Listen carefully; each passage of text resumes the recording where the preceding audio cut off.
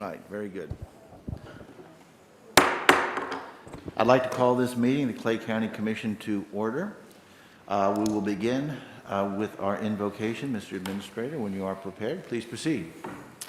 Pray with me, please. This is the day the Lord hath made. Let us rejoice and be glad in it.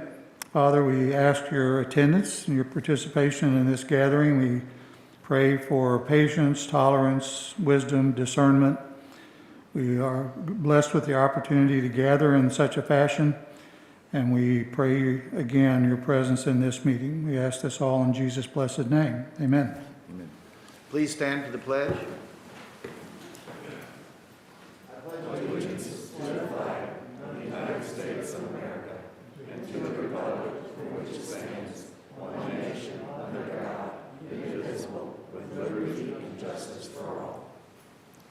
Thank you.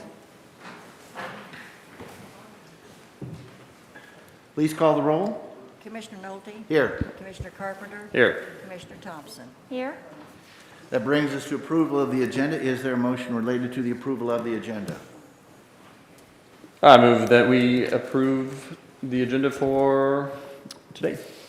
Motion has been made for the approval of the agenda. Are there any additions, deletions, or other alterations? I do have a couple. I would like to make a motion to amend our agenda to remove 2021-82. That is at the request of Highway Department. They felt they would like to have a bit more time to be able to be fully prepared for that issue, so we will take it up at a future time. But right now, we're going to make sure that we have the information to make our best decision possible. Is there any discussion? Seeing none, please call the roll. Commissioner Carpenter? Yes. Commissioner Thompson? Yes. Thank you. That brings us back to the underlying motion, approval of the agenda, which is now the approval as amended. I have one additional amendment that I would like to put forward. On our agenda, we have 2021-83, 2021-84. Those are related to insurance.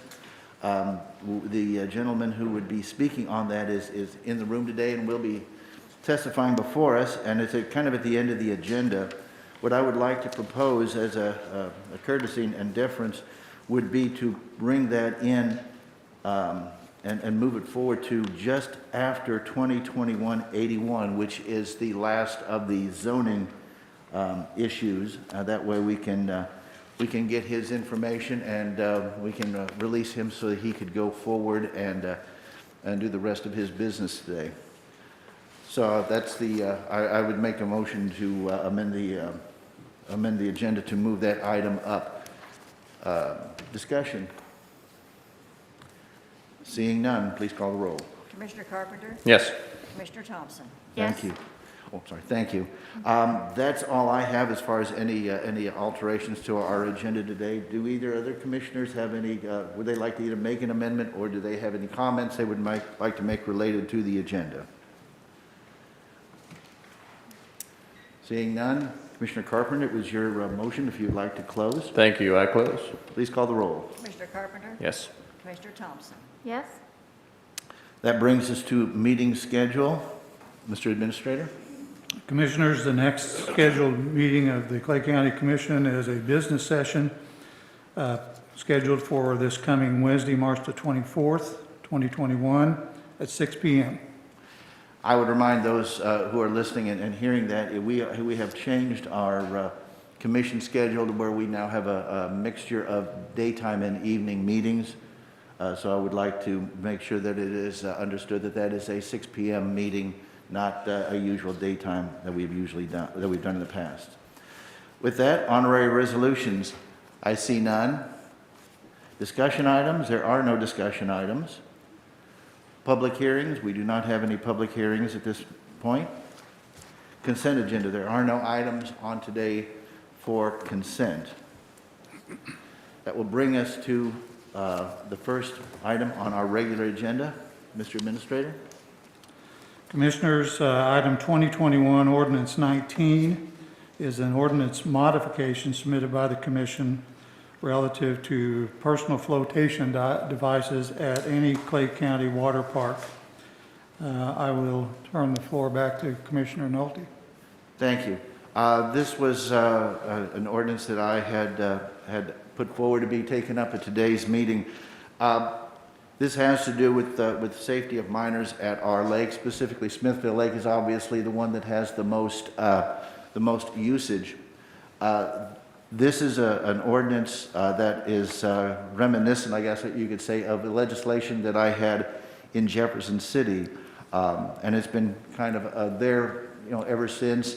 I believe Commissioner Carpenter participated in this as well during his tenure as a state representative, and it's been something that's been put forward by a number of state representatives from our county. Most recently, Representative Josh Hurlbert has, I believe it's House Bill 777, which he has put forward, which has very similar features to this one. So this is a way for us to try to work to protect the miners that we have that are enjoying our lake, to make sure that they have flotation devices and that they are able to participate safely in the water sports and enjoy the park system that we do have. I'd like to go ahead and make a motion for the approval of 2021 Ordinance 19 and open it up for discussion. I'll ask both commissioners for any comments that they would like, and then we have a couple of individuals who would like to testify on this bill. So if that's, I think that's the way we will proceed. Commissioner Carpenter, since you had participated in this bill previously, please go ahead and make any comments you would like. Thank you, Commissioner. Yeah, thanks for getting it on the agenda today. I did co-sponsor legislation to this effect statewide in Jefferson City, and look forward to hearing testimony today on this important step. Thank you. Commissioner Thompson? Thank you, Commissioner. I think this is a great thing to be moving forward with, and thank you for the opportunity for the comment, but I think County Councilor needed to say a quick something. Yes, Counselor. Procedural question, I apologize. Oh, go ahead and do your mic, please. I didn't hear the beginning of this. I thought I heard you make a motion Correct. to approve. Did we move this to immediate action? Oh, no, you are right. I'm going after the old style. Okay. What is my motion would be, just that we take it up? There is no motion other than we're going through the agenda, we're on this item, we're talking about it, and at the end of the discussion, there'll be a consensus either for work or for consent or regular. Thank you. I got kind of caught up in the older ways of doing business. So there is not a motion on the floor. We will just take up the issue. I apologize. With that, we have a couple of citizens here who have been advocating for this, the girls, who have been advocating on this issue for some time. So I would invite them to come forward and give us some background and talk about how it is important and what they can give us as far as able to get a good feel for this. My name is Chris Gerholt. This is my wife, Annetta. We were Hannah's legally grandparents, but technically we were more parents to Hannah. She was taken into Smithville Lake on July 17th of 2010 without a life jacket, knowing she couldn't swim. The sad part is the Clay County Rangers told her mother's boyfriend they could not cross from Camp Branch to the swim beach area unless they could walk on water. And his response was, Jesus did.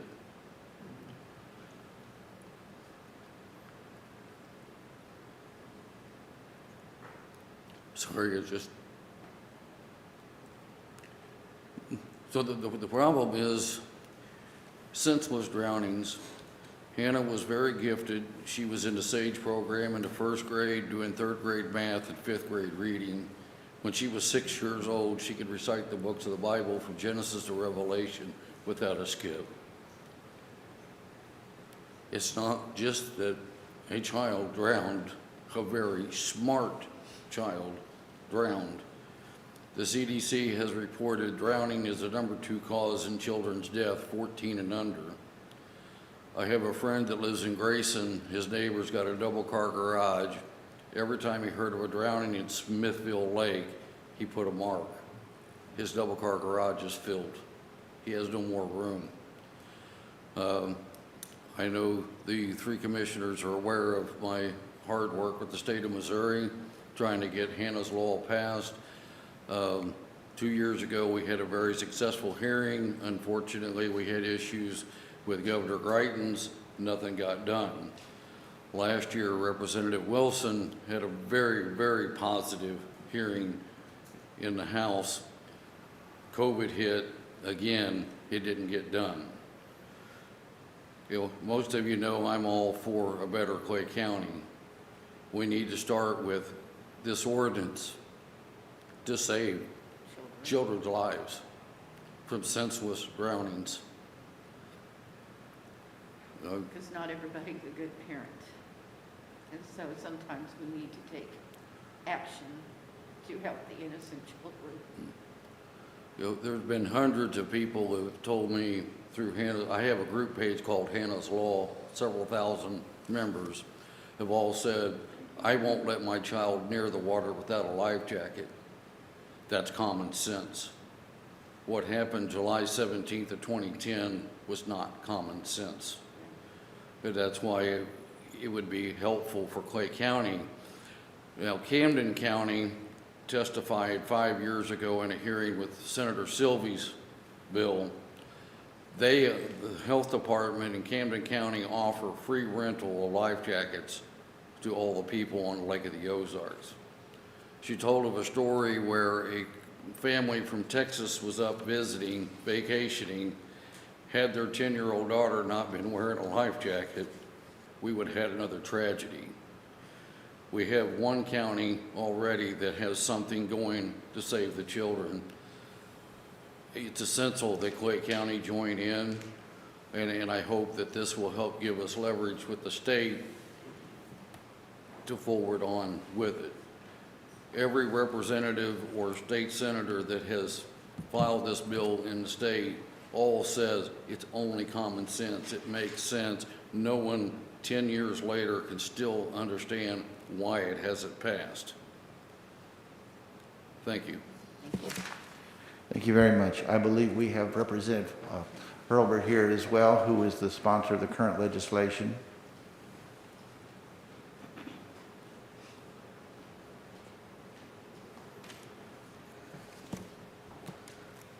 Well, thank you, Commissioners, for bringing up this ordinance and for holding this public hearing. Again, for the record, my name is Josh Hurlbert. I'm the representative for District 12 in the Missouri House of Representatives, representing Kearney, Smithville, and Nashua here on the Clay County side. Hannah's Law, HB 777, as Commissioner Nolte had spoken about earlier, is a continuation of legislation that he had proposed back in his time in the State House and then was carried on by Representative Wilson for the past 8 years. Nationally, 10 people die from unintentional drownings in the U.S. every year. 1 in 5 of those are kids.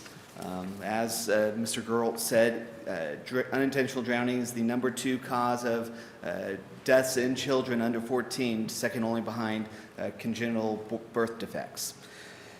The federal standard that we're trying to match with this legislation is any kid under 13 years old on a boat must wear a personal flotation device. Right now in Missouri, it is under 7. We are a regional anomaly when it comes to that. All of our neighboring states are higher than that. 7 of the 8 have actually matched the federal standard, which is, again, 13. Only Kentucky is not, and it's at 12. Here in Missouri, we're at under 7. Once you turn 7 years old, you are no longer required to wear a personal flotation device here on a boat or in the public waters here in the state of Missouri. So you've heard the testimony of the girls and their very personal, tragic situation that kind of spurred this discussion, why we call this Hannah's Law. If there's anything we can do to very simply push forward measures to protect our children, I think as a state and as a county, we should have those discussions and we should push forward on those measures. As you've heard, we've had this legislation in front of the State House for quite a few years now, and it's just never gotten across the finish line.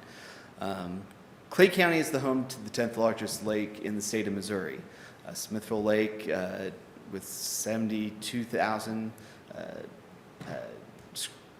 I guess, not miles, but acre lake. It is one of the largest lakes and, a large driver of, recreation here in the state.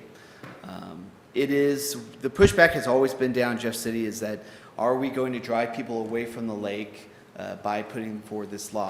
How are we going to enforce it? Are we going to have rangers or water patrol going boat to boat, checking to see that everyone has a life jacket on?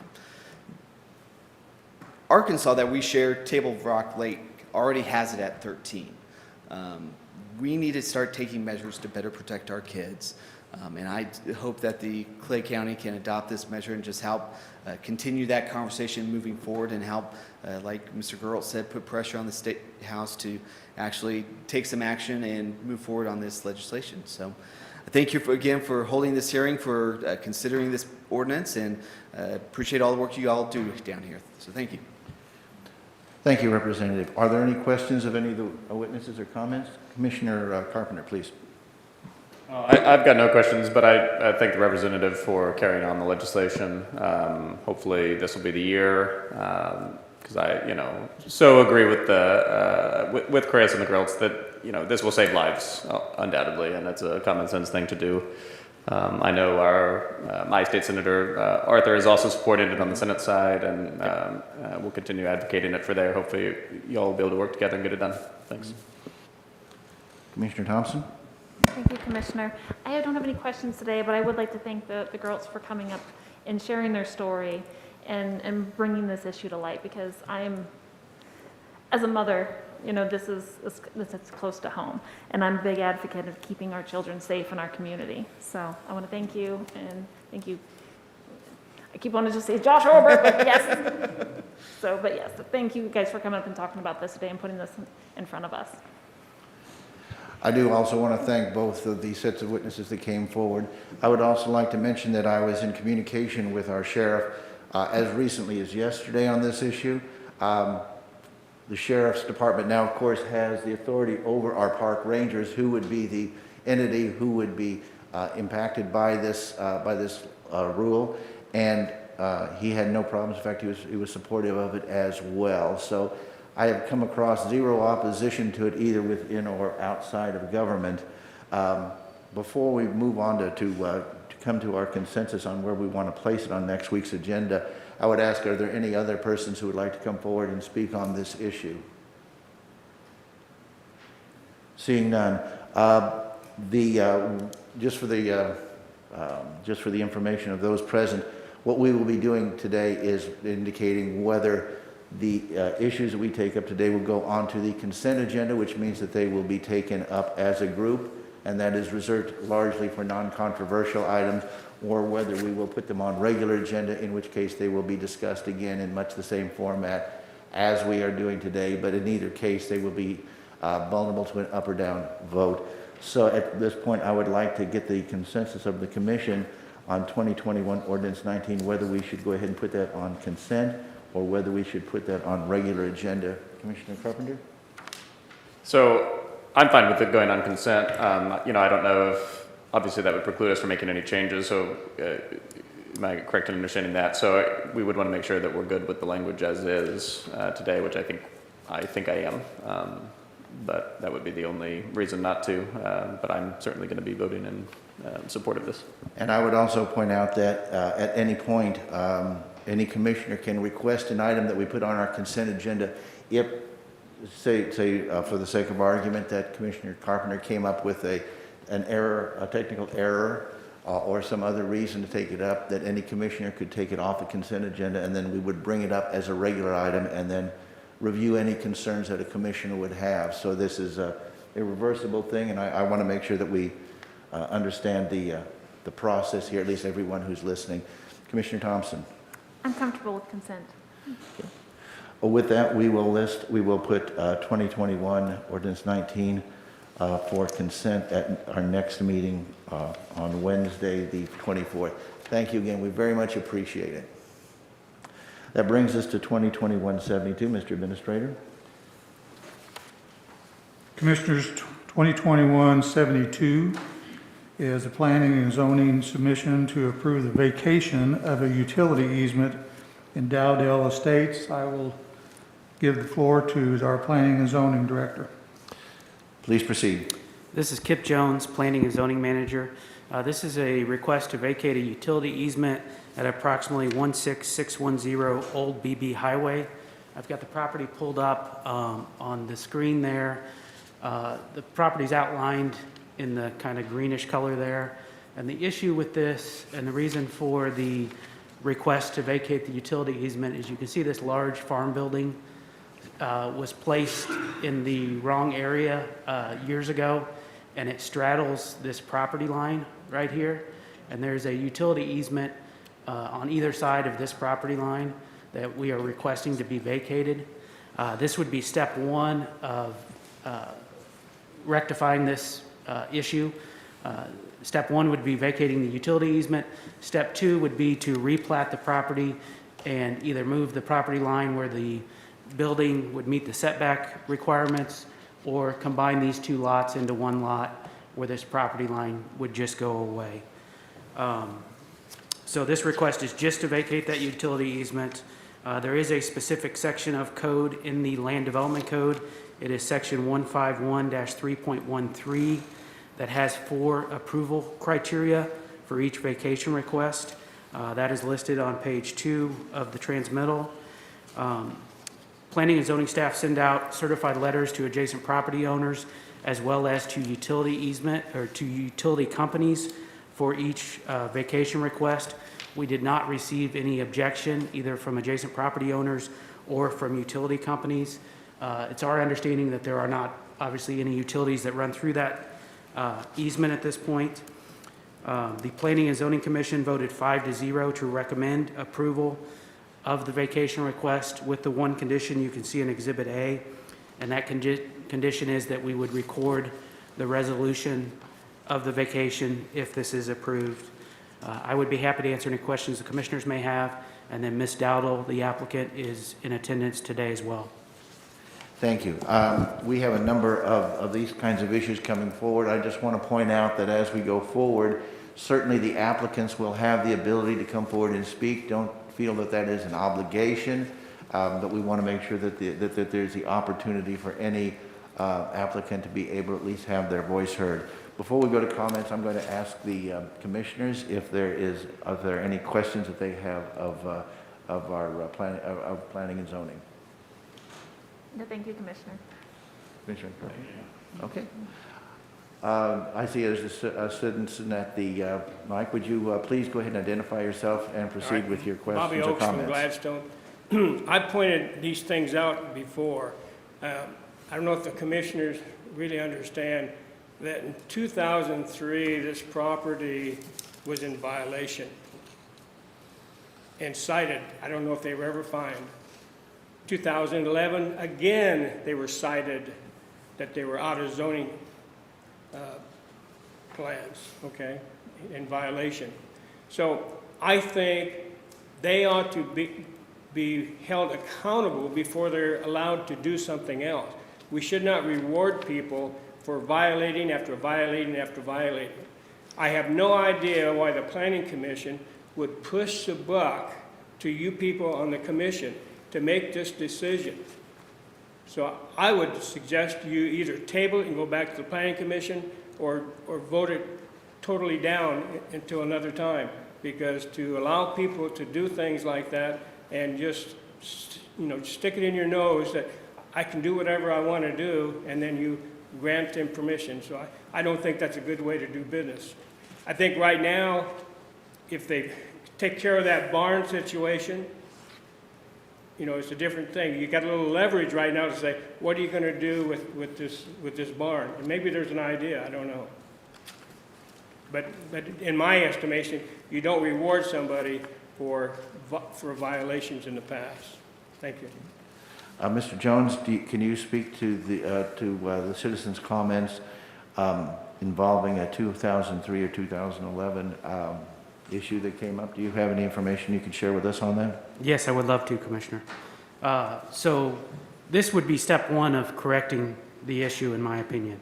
So the owner at the time, which is the same owner currently, was issued a farm building permit for constructing this building. They supplied the Planning and Zoning Department with a plot plan that showed that this building here would be at least 50 feet from that property line. Obviously, they did not put it where they intended to put it or where they showed Planning and Zoning they were going to put that building. So it sits on that property line. They currently own this property and this property. So to me, step one is to vacate this utility easement. And then step two would be to replat the property, which would get that property line either moved or gone where there was not any violation of the code. I don't have a way, my code doesn't have a way to fine people. And sometimes a fine can be productive, but in this case, the applicant is bringing forward the first step of rectifying the situation. So that's why I'm asking that the county commission approve this, because I think this is the first step of making this right. The second step would be to replat that property, to move that property line. And am I correct that the applicant owns everything in the green outlined area? Yes, Commissioner. And so we're talking about at some point reestablishing that utility easement, or would it be completely abandoned? It would be vacated, but there are utility easements around the outside of the property that could be used by a utility company if they needed to. I personally, I suppose we could play hardball with the property owner and tell them they need to move this building, but I just don't think that's the right thing to do. I think we should work with folks and come to a solution to make this right for everybody. What is the, coming forward now, was there any event that prompted it, say, at this moment as opposed to 6 months ago or 6 months hence? Are there any situations that made this more of an issue at this moment as opposed to at another time? Are there any other outside influences on this? No, the applicant approached the Planning and Zoning Department. We typically, if a building's too close to a property line and the same person owns both properties, we typically don't pursue those because the same person owns both properties. When was the building constructed? Do we know? I can probably pull that up here pretty quick. If you give me just a minute.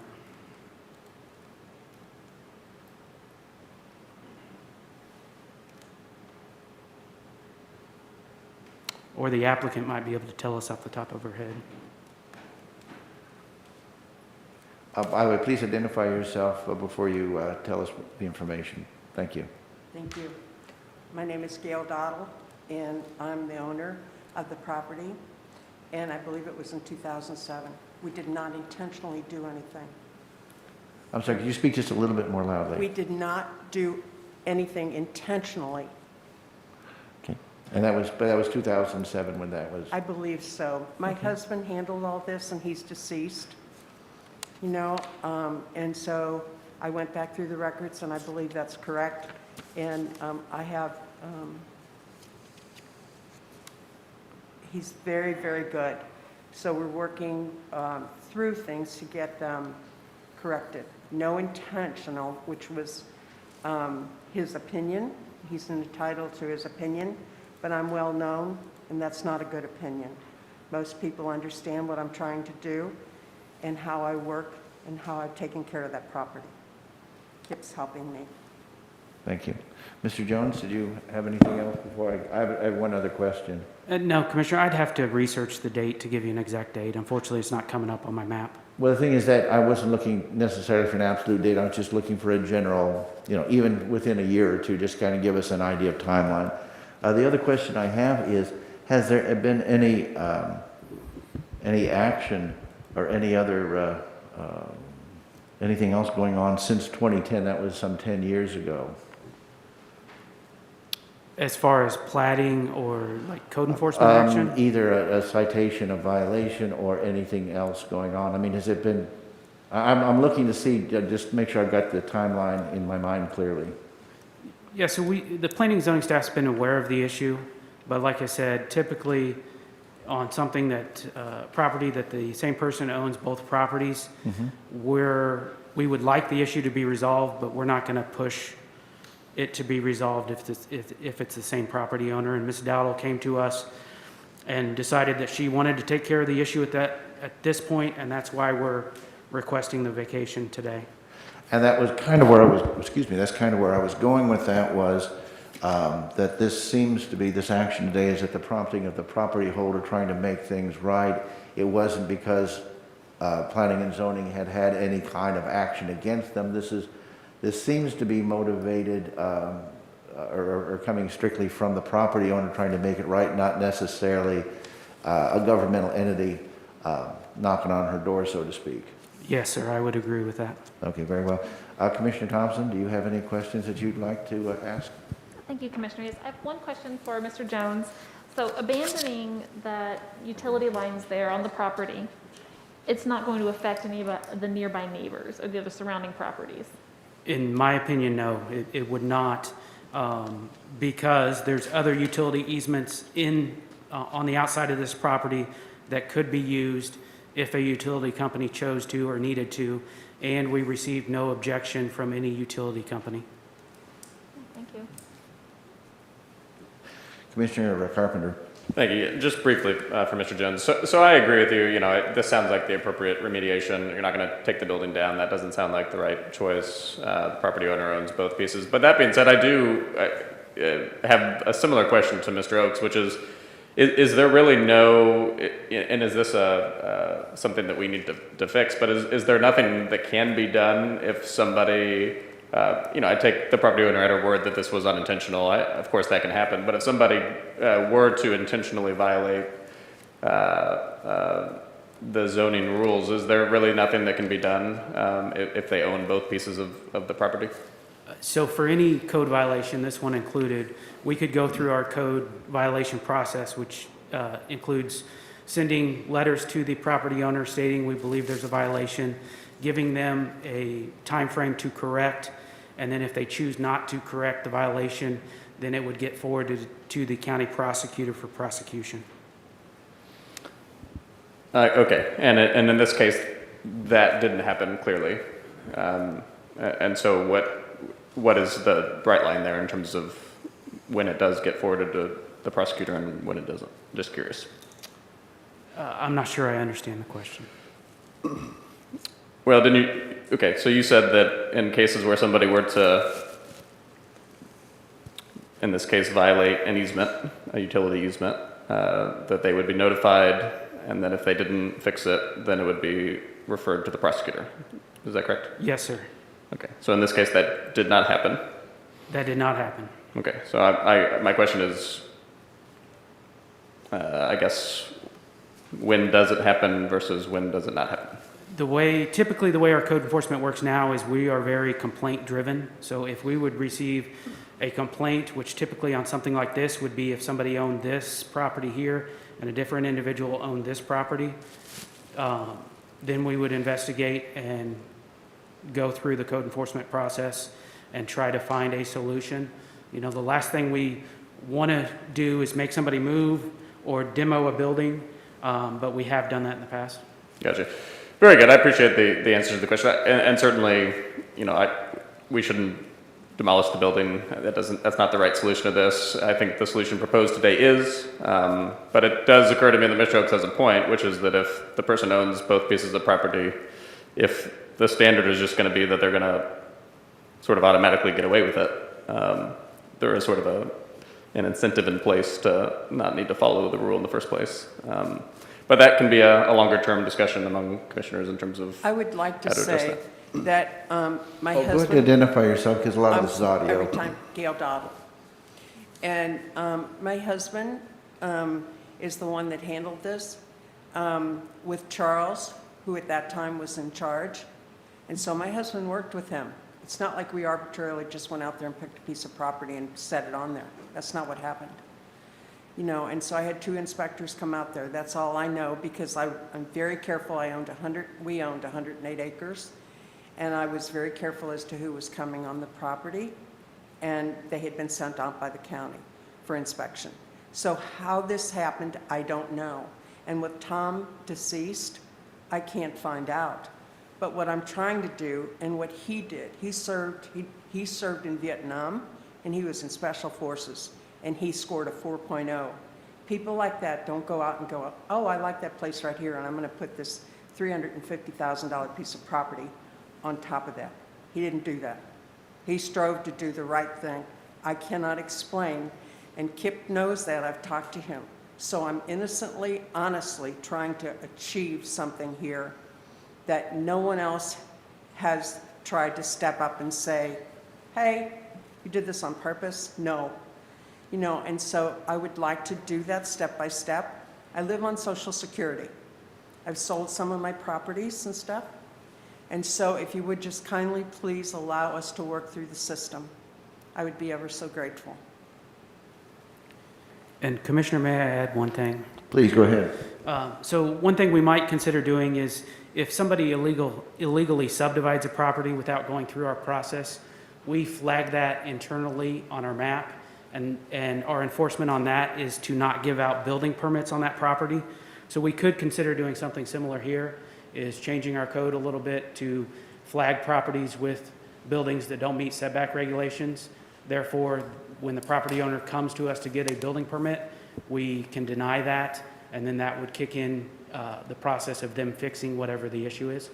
So that could be one solution. Thank you. And like I say, I have every reason to believe you. I'm sure that is the case. I'm speaking more broadly speaking in terms of policy going forward, not with regard to your case specifically. And clearly this feels like the right solution in your case. And thank you to Mr. Jones. I did have one follow-up, Mr. Jones. You had mentioned that our zoning is largely complaint-driven as far as when something sort of comes up on the radar. In this particular case, the only person, because the applicant owns both areas of land, it seems to me the only entity that might have a complaint would be a utility who might want to exercise that easement. Is that the only entity that seems likely? And I realize you have no crystal ball, but is that the main scenario where this would create an issue? Would be if the utility wanted to come in and exercise their rights related to their easement? Yes, Commissioner, and planning and zoning staff, we don't know where people's property lines are driving throughout the county. So the only way for us to prove that this is a violation is to have it surveyed. So yeah, we would never be aware of it unless either a utility company contacted us or the property owner would survey her property. Okay. It seems to me, I don't know the history of this. It seems odd that there would be a zoning issue in 2003 if the building wasn't erected until sometime around 2007. Just my general approach to these things is that I am loath to get too deep into the business of a citizen doing things on their own property. It seems to me the main penalty in this violation would have been had the utility decided they wanted to exercise that right, they could have in fact have taken rather aggressive use of this. The thing is, it feels a bit like the easement that is there is, for lack of a better way to put it, fallow. It is there, but it is not used, and my sense of it is not contemplated to be used. So, and that combined with the citizen coming forward trying to work within the system to reconcile that, regardless of the past history, without prompting from some other regulatory action being taken against her, I think really, I think weighs in favor of allowing some slack. As I say, if the real penalty would have been if the utility decided they wanted to exercise that, I assume they would have the ability to require the barn to be removed, the building, I should say, to be removed. They have not expressed interest so far as I can tell in that, so I'm not sure. This seems like enforcing a rule that has no practical effect. So with that, I would just ask if either of the other commissioners have any other comments before we go forward. No, thank you, Commissioner. Is there any, are there any other comments from the property holder? No, sir. As soon as I found out about that, I got on it. Any other comments from any person involved here? Yeah, we will give you a moment to make your way to the microphone.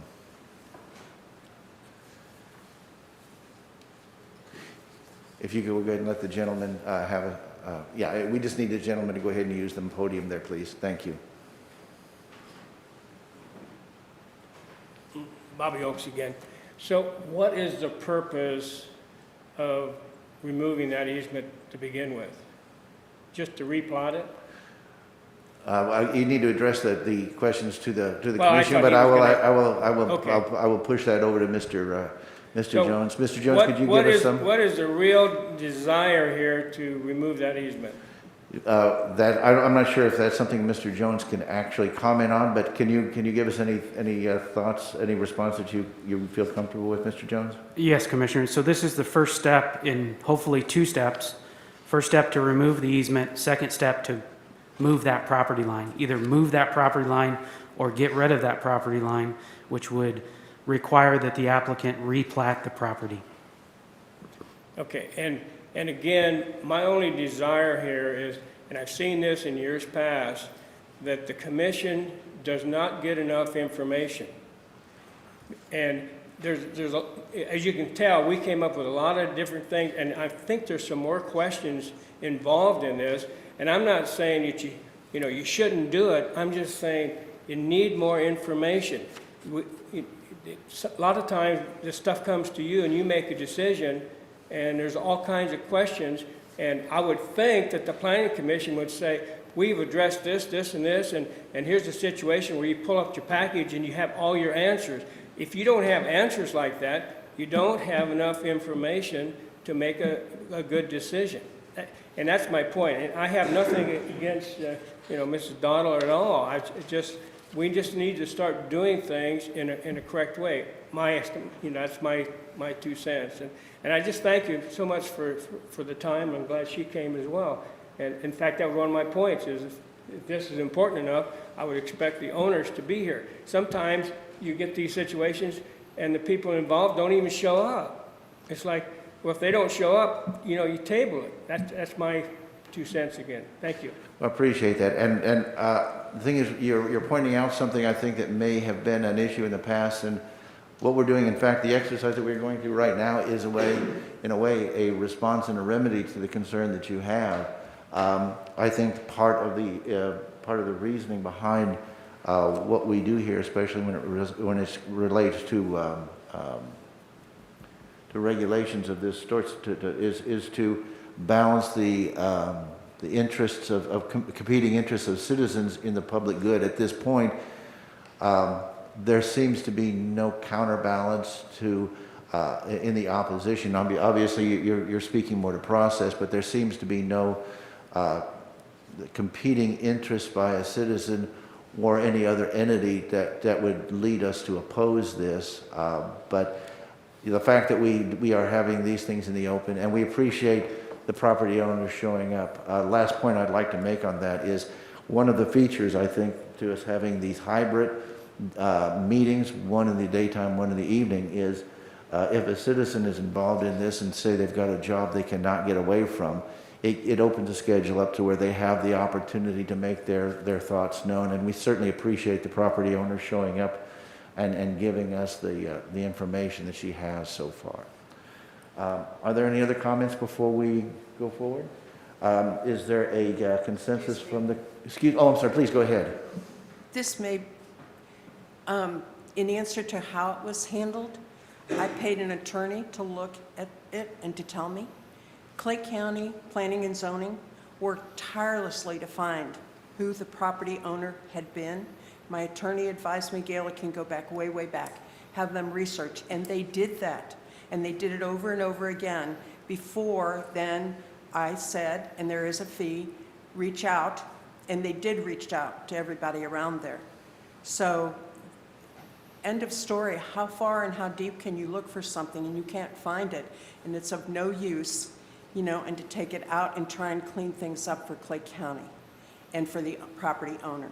And I appreciate the opportunity to be able to come and speak again, because I didn't want it left that they had not done a thorough and thorough after my attorney, and so that's it. Thank you again. I'm sorry if I, Oh, no. Not sorry. No, We not want to give sorry. you every opportunity to make your case. and when they have done an incredible job, I don't want anyone in this room or anywhere to think that they did not reach out and dig as deep as they could to find out who owned that property before we then went and spent money and put a sign out. So I thank you. Thank you very much. Is there a consensus from the commission on 2021-72 as either consent or regular agenda for next week? Commissioner, I feel comfortable putting this on consent. Commissioner Carpenter? Yeah, I'm good with that. We'll go ahead and put that on the consent agenda. That brings us to 2021, and these are companion issues, 2021 73, 74, and 75. Oh, by the way, just for, once again, as a reminder, when items go on the consent agenda, they will be considered as a group and then voted on as that group at the next meeting unless a commissioner would like to have that taken off. So there will not be an individual additional hearing to this unless the commissioner decides they would like to take it off the agenda. Mr. Administrator, please proceed with 73, 74, and 75. Commissioners, 2021 73, 74, and 75 are all combined for your consideration, and they all relate to the approval of the subdivision Myers Creek. And I will turn the floor over to Planning and Zoning. Please proceed. This is Kip Jones, Planning and Zoning Manager. So this is a rezoning preliminary and final plat application request. Got the property pulled up on the screen again. It's roughly 36 acres. This is 33 Highway, and we are north of Kearney, just a bit south of Holt. It's actually closer to Holt than Kearney. And the applicant is proposing to subdivide this 36 acres into 2 lots. The area shaded in yellow would be a 7-acre lot. It has an existing house on it that would stay with an existing septic system. This area would be rezoned to R5, which is residential ranchette. That's our current standard for lots that are between 5 and 10 acres. The larger 28, 29-acre area would be able to remain zoned agricultural because it meets the 20-acre minimum. There is an old farm building right here on the ag zoned piece of land, and this is considered a blue line stream that runs through the property, this heavily wooded area. Our code requires that we put a 75-foot stream buffer setback from the center line of that stream on either side. It, in essence, creates a no-build zone and allows us to keep that vegetation. They can't go in there and just, bulldoze down all those trees. Unique thing about this property is MoDOT approved a shared access, so there will only be one driveway coming off 33 Highway that sits right on this property line here. So if they decide to build a new house on the 28 acres, it would access from the same access point as the existing house. And then this farm building sits about 5 or 10 feet within that stream setback. The Land Development Code does give the Planning and Zoning Manager discretion to lower that stream setback, so we chose to do that in this area here. This is located in the rural low-density tier of the county. That tier is generally the northern and eastern portions of Clay County, and that tier allows a 5+ acre lot. We believe, staff believes, this meets the comp plan and the Land Development Code, as each lot is 5+ acres, and the smaller, the 7-acre lot is required to have what's called agricultural land preservation.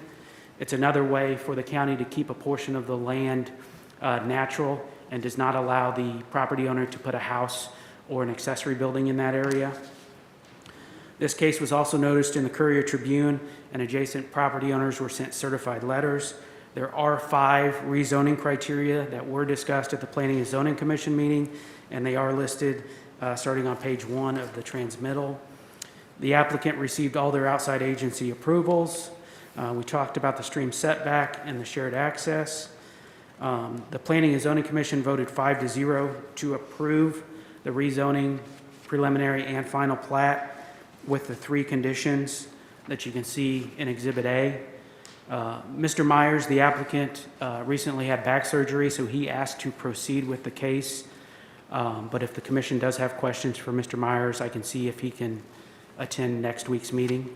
I would be happy to answer any questions the commissioners may have. Thank you, Mr. Jones. How far is this property from the city limits of Kearney? I will zoom out, but it's farther than a mile, so it did not fall within the 1 mile radius. That was kind of where I was going with that, so thank you. Yeah, I just needed that, I just want to confirm that. Thank you. Are there any other questions, excuse me, of Mr. Jones? Commissioner Thompson? If the property owner, if the applicant would like to come forward and say anything, certainly they are welcome to do so. Once again, not necessary, but it is the opportunity we like to afford.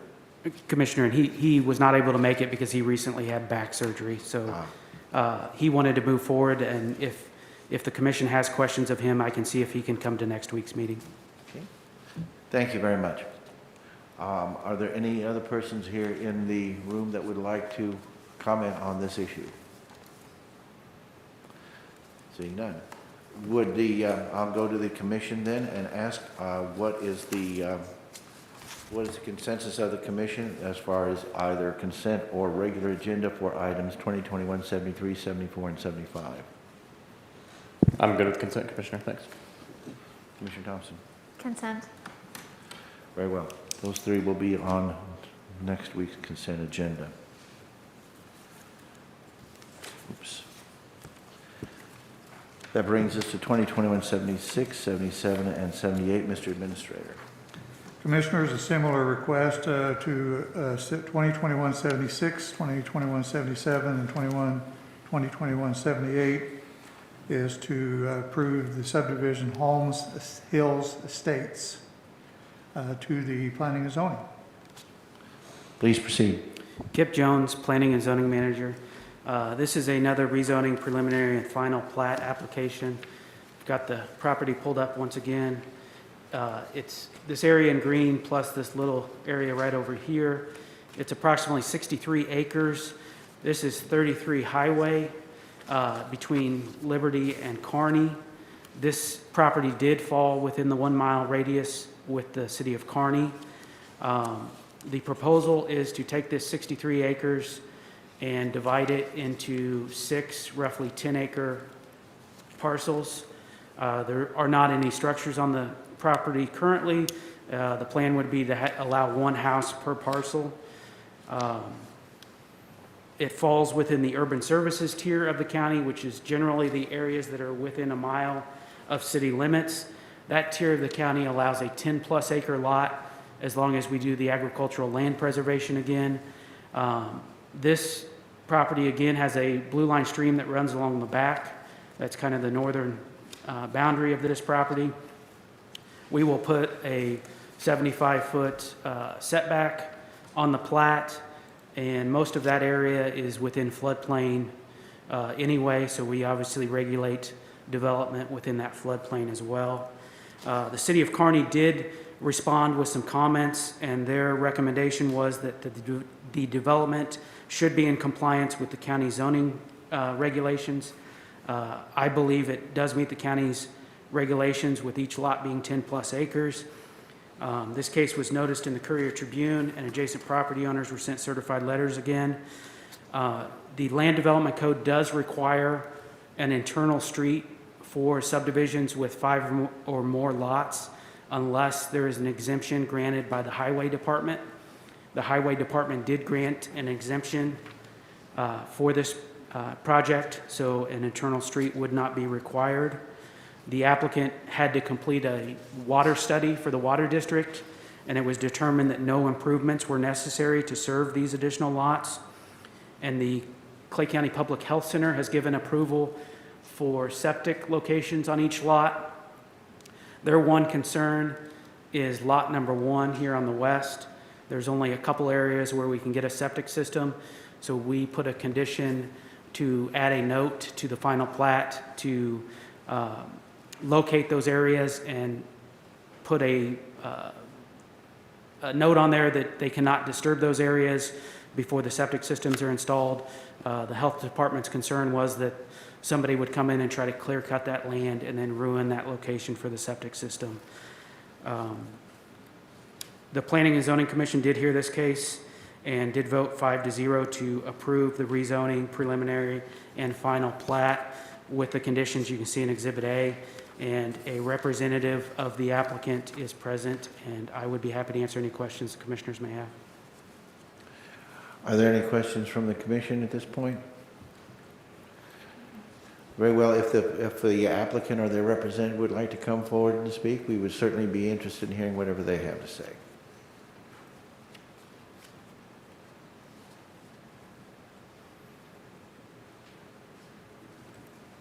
Rebecca Bell, 301 Lakeview Drive, Smithville, and we understand all of the items that have been addressed or need to be addressed on it, and will comply with anything that needs to be done to get this taken care of. Any questions of the applicant? Something that, and it doesn't really quite apply to this, but something that's come up on my radar lately, and like I say, I think this probably is not quite into the category of concern that I have, and that is the idea of developments happening that may not get absorbed into their adjacent municipalities. These are 10-acre lots, Mr. Jones, if I understood correctly, roughly? Yes, sir. One of the concerns I have is that when we start getting much lower than this in density, that we make sure that we have the ability and the confidence that the adjoining municipality can't absorb them so that they become, they go under the umbrella of city services, which I think generally is going to be, for a higher density development, a much better fit and serve the citizens better. But as I say, since this is about 10 acres, I'm not sure that quite triggers my concern on that particular issue. Are there any other questions from the commission? Would the witness like to add anything? No, I'm good. Is there anyone else here that would like to add a comment? Seeing none, what would be the consensus of the commission as far as consent or regular agenda? I support putting it on the consent calendar. Consent agenda. Very well. Numbers 20, 21, 76, 77, and 75 will be on the consent agenda once we do that vote. That brings us to issues. Thank you very much, by the way, to the witness. That brings us to 20, 21, 78, 80, and 81. Mr. Administrator. And, Mr. Commissioner, I'm showing a little bit Yeah. off on the numbering. I'm sorry? I think we're on 79, 80, and 81. Oh, yeah, they're all kind of running together. I see. 78 we just took, and I think it's on consent. Right, 79, 80, 81. Thank you for that correction. They all kind of stack together. With that correction, Mr. Administrator. Correct. So another similar proposal, 2021 79, 2021 80, 2021 81 are all to approve a subdivision, Creekside Ridge. And I would again turn the floor over to Planning and Zoning. Please proceed. Kip Jones, Planning and Zoning Manager. So this is another rezoning preliminary and final plat application. Once again, I have the property pulled up. It's approximately 23, 24 acres. This is King Road. This is CC Highway. So it's the northern part of the county. The Clinton County line is, see if I can zoom out enough, but it is just to the north of this.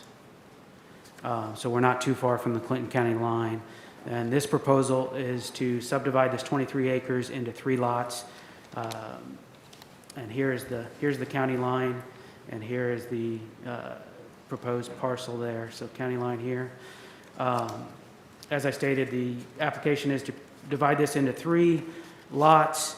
There would be 2 5-acre lots on the west side that would have a shared access off of CC Highway that was approved by MoDOT. And that's these 2 lots here. And then there'd be a larger 10-plus acre lot on this side. I think it's roughly 13 acres. The unique thing about this property, it has a stream running through it as well. So we would put that 75-foot stream setback here, and then the shared access for the two lots here that were approved by MoDOT. This is located in the rural low-density tier, which once again allows the 5-plus acre lot as long as we do the agricultural land preservation. It is not within a mile of a local city. Staff believes this meets because each lot is bigger than 5 acres and each lot is proposed with an agricultural land preservation.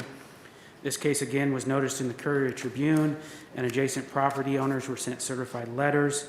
It has the same 5 rezoning criteria as any rezoning case has, and the applicant received all their outside agency approvals, including from MoDOT, the Clay County Highway Department, the Public Water Supply District, and the Public Health Center. We talked about the Blue Line Stream that runs through here, and the Planning and Zoning Commission voted 4-0 to recommend approval with the 2 conditions that you can see in Exhibit A. I would be happy to answer any questions the commissioners may have, and the Holbrooks are in attendance as well. Do commissioners have any questions of Mr. Jones? Thank you. No. Very well. If the applicants would like to speak, certainly not required, but we would welcome any comments that you might have. William and Kyretta Holbrook at 1029 Lindenwood Lane in Liberty. And we'd just like to thank Mr. Jones and the staff for the work that they did. They were great to work with and helped us through a process that honestly we didn't have any understanding of going into it, but they walked us through it and helped us with that. And we'd like to thank the commissioners for just taking the time to hear this and to manage the county well. So thank you. Are there any questions of the applicant from the commission? Are there any further comments from anyone in attendance? Seeing no further comments, is there a consensus from the commission on 2021-79, 80, and 81? For either consent or regular? I'm comfortable with consent. Same for me. Very well. We'll put those up for consent when we do our vote. That brings us to 2021-83, 2021-84, which were placed a little bit later in the agenda, but we've moved them forward so that we can accommodate the person here who would be testifying on those issues. Mr. Administrator, if you could please proceed. Commissioners, 2021-83 and 2021-84 relate to the renewal of our insurance policies, property and casualty, with the Travelers Group. 2021-83 has to do with transferring funds from one fund to the other so that that payment can be made. 2021-84 is actually the approval of the renewal of that policy and the various issues associated with that. Our insurance consultant, Mr. Josh Gary, is in attendance, and I would ask if he would step to the podium and perhaps make some comments relative to this renewal. Thank you, Mr. Gary. If you would please identify yourself and proceed. Thank you, Mr. Chair. My name is Josh Gary, and I am the insurance consultant for Clay County. We have been working feverishly since the very first day of the year on getting this renewal done. It's a very complex renewal, and quite frankly, have been facilitated by our new county administrator. He has been on target with everything we've been doing. He's been very inquisitive. He's challenged us on every item, and we have been able to come to you today with a program that I believe is better than where we started in early January. The Travelers has a specific unit that's dedicated to public entities. And of course, we are part of that unit. They have told me in no uncertain terms that based upon the give and take, the discourse that we've had over these last couple of months, that Clay County has received the smallest increase of any public entity in their sector. And that's the entire Midwest region that goes from Minnesota down to Texas. I think that's something that this commission ought to be very proud of. In addition, we went, originally they were talking about an 8% rate increase for us, and we ended up getting it down to 6.4%. But I want to read you what they wrote me in the renewal letter because I think it's quite relevant. They said, based on the conversations we have had, the steps taken by Clay County to address risk recommendations and constituent concerns and the new era of administration, I was comfortable going out at the lower rate increase. This resulted in $122,000 savings for the county. I expect, as we go forward, and we've got lots of initiatives that we are instituting, the county administrator's already made a couple of changes that I think are going to work to our benefit, specifically where he's including me in some of the claims that are brought to the county, as opposed to in the past, I was only made aware of those kind of after they were way down the line. I think we're going to be able to maybe help protect our policy better than what we have in the past. I think that we are in great shape going forward, and I expect things to be even better next year. I'll answer any questions you may have. Thank you very much. I want to share your gratitude to our county administrator and his diligent work in trying to get the best deal possible and yet still obviously afford the county the protection we require. Certainly, we do talk a lot about Clay County turning a page and going into a new era, and I think that this is actual tangible cash dollar savings that are a result. It's not just doing more service for the citizens and being more responsive, but there is an actual financial benefit to the citizens of this county.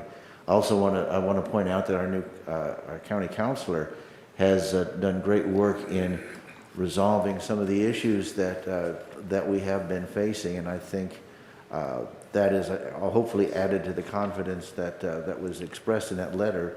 And finally, I think credit has to also go to our new commissioners, both in their actions and in what they have said is their intention to do. I think that raises the comfort level that this county is going to be less vulnerable to some of the missteps that we took in the past, and that will again result in not just a better government, but a better price for that government to the taxpayer. So I very much appreciate the hard work of everyone, including yourself, Mr. Gary, to get us in a position where we can actually see a degree of savings here, in spite of the fact that there's an increase. But as you say, the lowest increase possible is something we certainly appreciate. And I think it is truly due to the hard work of all the people you have mentioned. Would Commissioner Carpenter, do you have any questions or comments you'd like to? No, just grateful for the information and grateful to our administrator, and would echo the remarks of Commissioner Nolte. Commissioner Thompson? Thank you, Commissioner. I only have one question. Mr. Gary, how many years have you been providing services for the county? Well, Commissioner, I'm quite young, but I think I am entering my 11th year, maybe. I think I'm close on that. I lose track sometimes with all of this. I understand. No worries. Because I know you've been around since I've been here, so yeah, I just didn't know how long it's been. So thank you. By the way, the 2021-84 has a list of the coverages that we are talking about.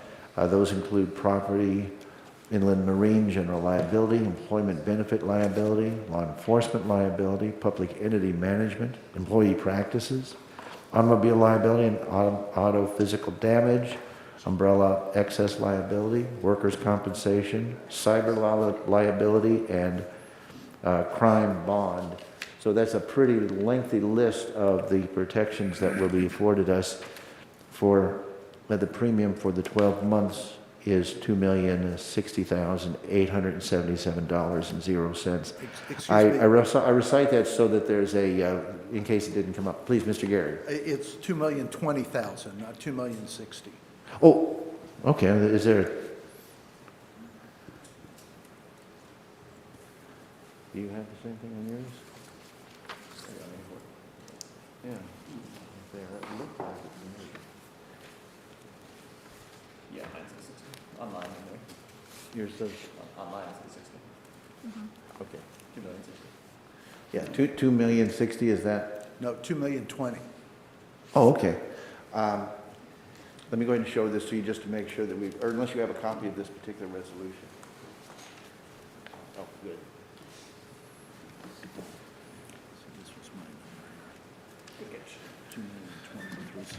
Doesn't hurt to recite the numbers. Yeah, okay, so you think that's it? I think that's it. Before you leave, can I get a copy? Yes. So how does that reconcile? I think I'm right. Excuse me? I'm not quite sure where the number that the county attorney got, but we'll, between us, if you want, you can pass his number, it's higher. And Yeah, so and we'll be what everybody protected. has in front of them is Right. $2,060,000. Mr. Gary has assured me the number should be $2,020,000. Correct. And before he leaves today, I will get that so we can get to staff, so we can correct this resolution. Thank you, Mr. Counselor. One thing I might add, and some of these numbers are a little flexible. Let me give you an example. Workers' compensation is based on payroll. It's based on the county's experience. It's also based on job classifications, but payroll is one of the major components of that formula. If our payroll turns out to be, once we put the policy in force, at a lower number than was used here and/or a higher number than what was used here, it would impact our workers' compensation costs, as an example. And there's similar other things that go on where some of these numbers could float a little bit between there. But that's, we took, for example, we took what was it? Roughly a 3% increase in our property values, which is something I'm very concerned about, that if we have a weather event that, and a building is destroyed, I want to make sure we have proper coverage for those types of things.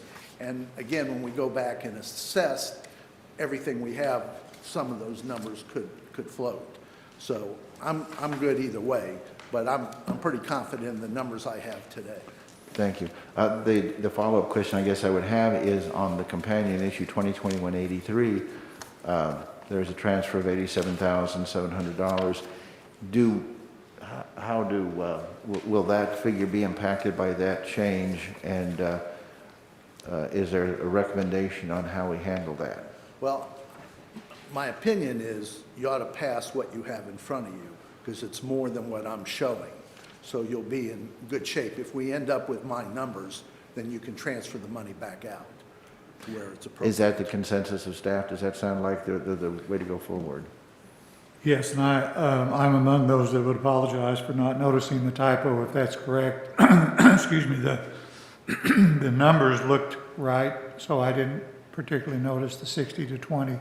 But as Mr. Gary says, we'll certainly endeavor to get that number right, and that would be, whatever the right number is what we would necessarily be responsible for. Okay. And the same thing for the transfer of the funds. I also want to, if you don't mind, take this opportunity. First of all, Okay.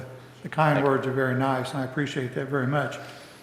But it would be remiss if we didn't specifically acknowledge the very diligent and dedicated efforts of Christine Pauls, of the administration staff, who is our risk management person on this effort. If it weren't for Christine Pauls, we'd all be in a world of hurt.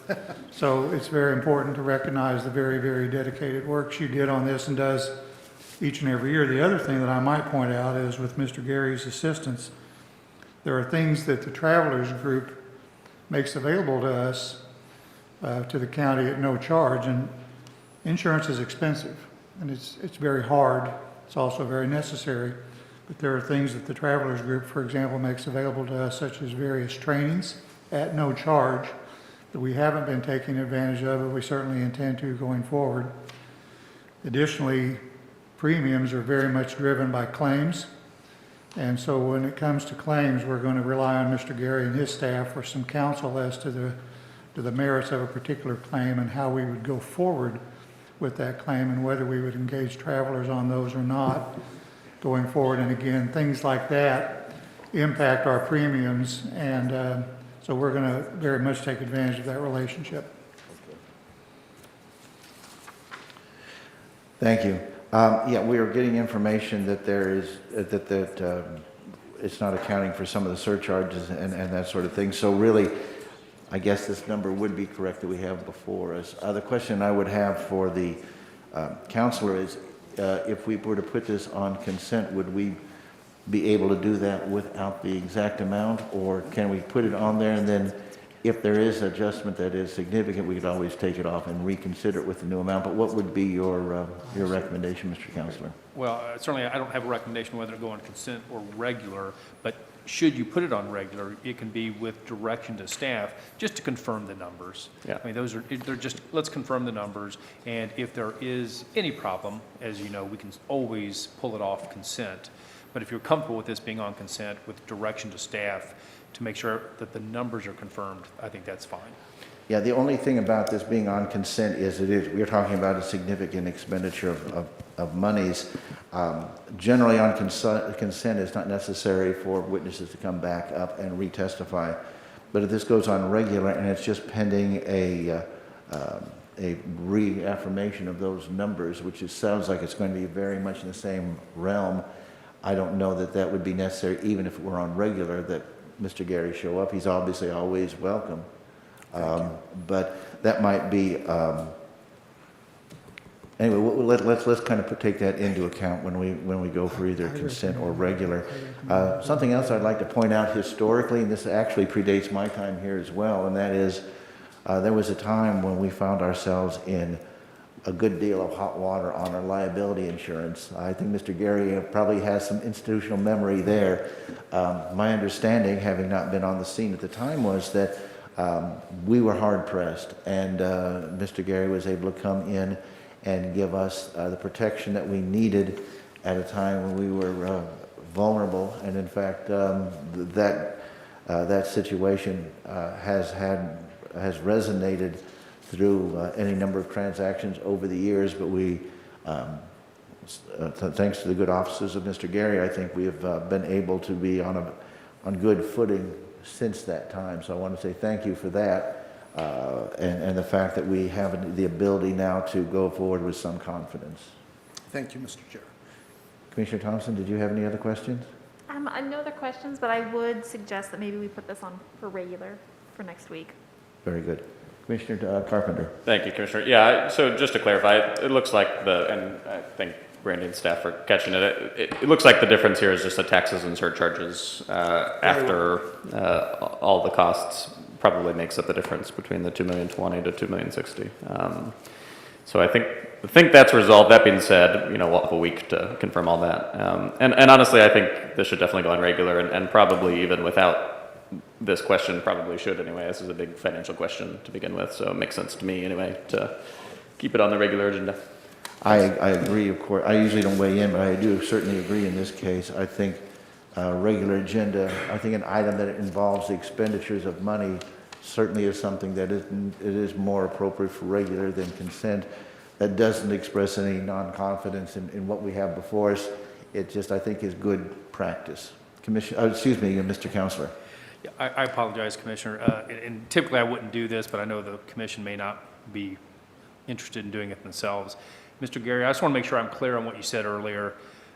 Based on the risk history and the loss history under the prior administration, a premium number came back from Travelers after finding out that there was a new commission, new administration, and new staff, and essentially a new direction. I think they put in writing that they were willing to reduce the premium by $122,000 based on those factors. That's correct. Thank you. So I'm sure the commission wouldn't want to point that out, but I think it's really worth pointing out. Thank you very much. We appreciate that clarification, Mr. Counselor. So the commission consensus is to put 2021-83, 2021-84 on regular agenda. Thank you, Mr. Gary, very much. That puts us back onto our, in order. That brings us to 2021-69. Mr. Administrator. Commissioners, 2021-69. If I do this long enough, I'm going to get that 2021 part rather than 21. Anyway, 2021-69 is the reception of the annual settlement of the county collector for the year ending February 28, 2021. I think there's somebody from the collector's office in attendance to speak to that. Is there a person here from the collector's Yes. office? There we go.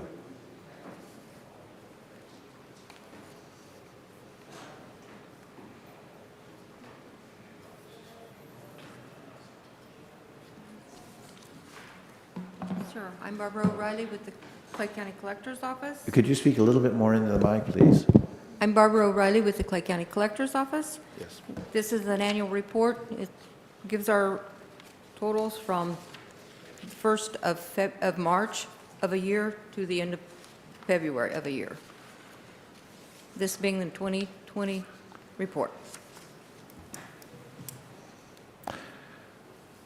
Can you give us a comparative from previous reports as far as where we are on collections? I'm sorry, what, sir? Can you compare how this looks as far as like the last report that you gave?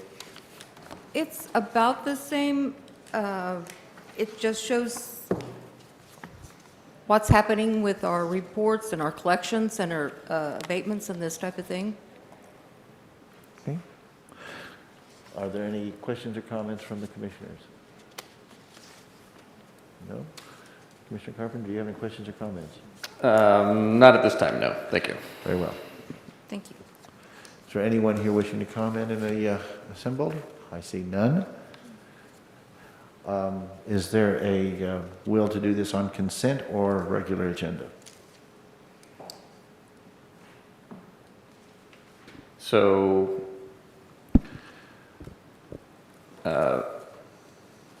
I think I'm good with doing it on consent. We've received the report. Right. And, Yeah, I think. walk me through what we're actually approving, or we're just acknowledging receipt of the report, is that correct? That's, You're receiving. yeah, so I mean, there's no real action required except we're basically acknowledging receipt of the report. Yeah, So and- consent is appropriate. In that case, I am good with consent.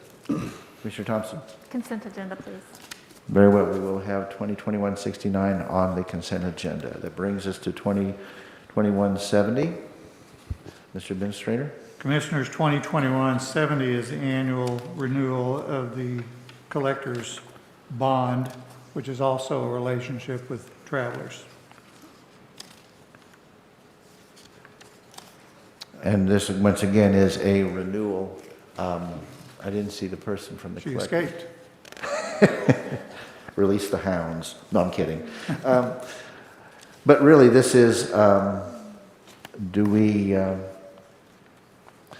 based on what Mr. Gary had said in the past, I suspect that we're looking at pretty much a stable pricing on this. Do we know? Yeah, if you don't mind my comment, this is procedural. Yeah.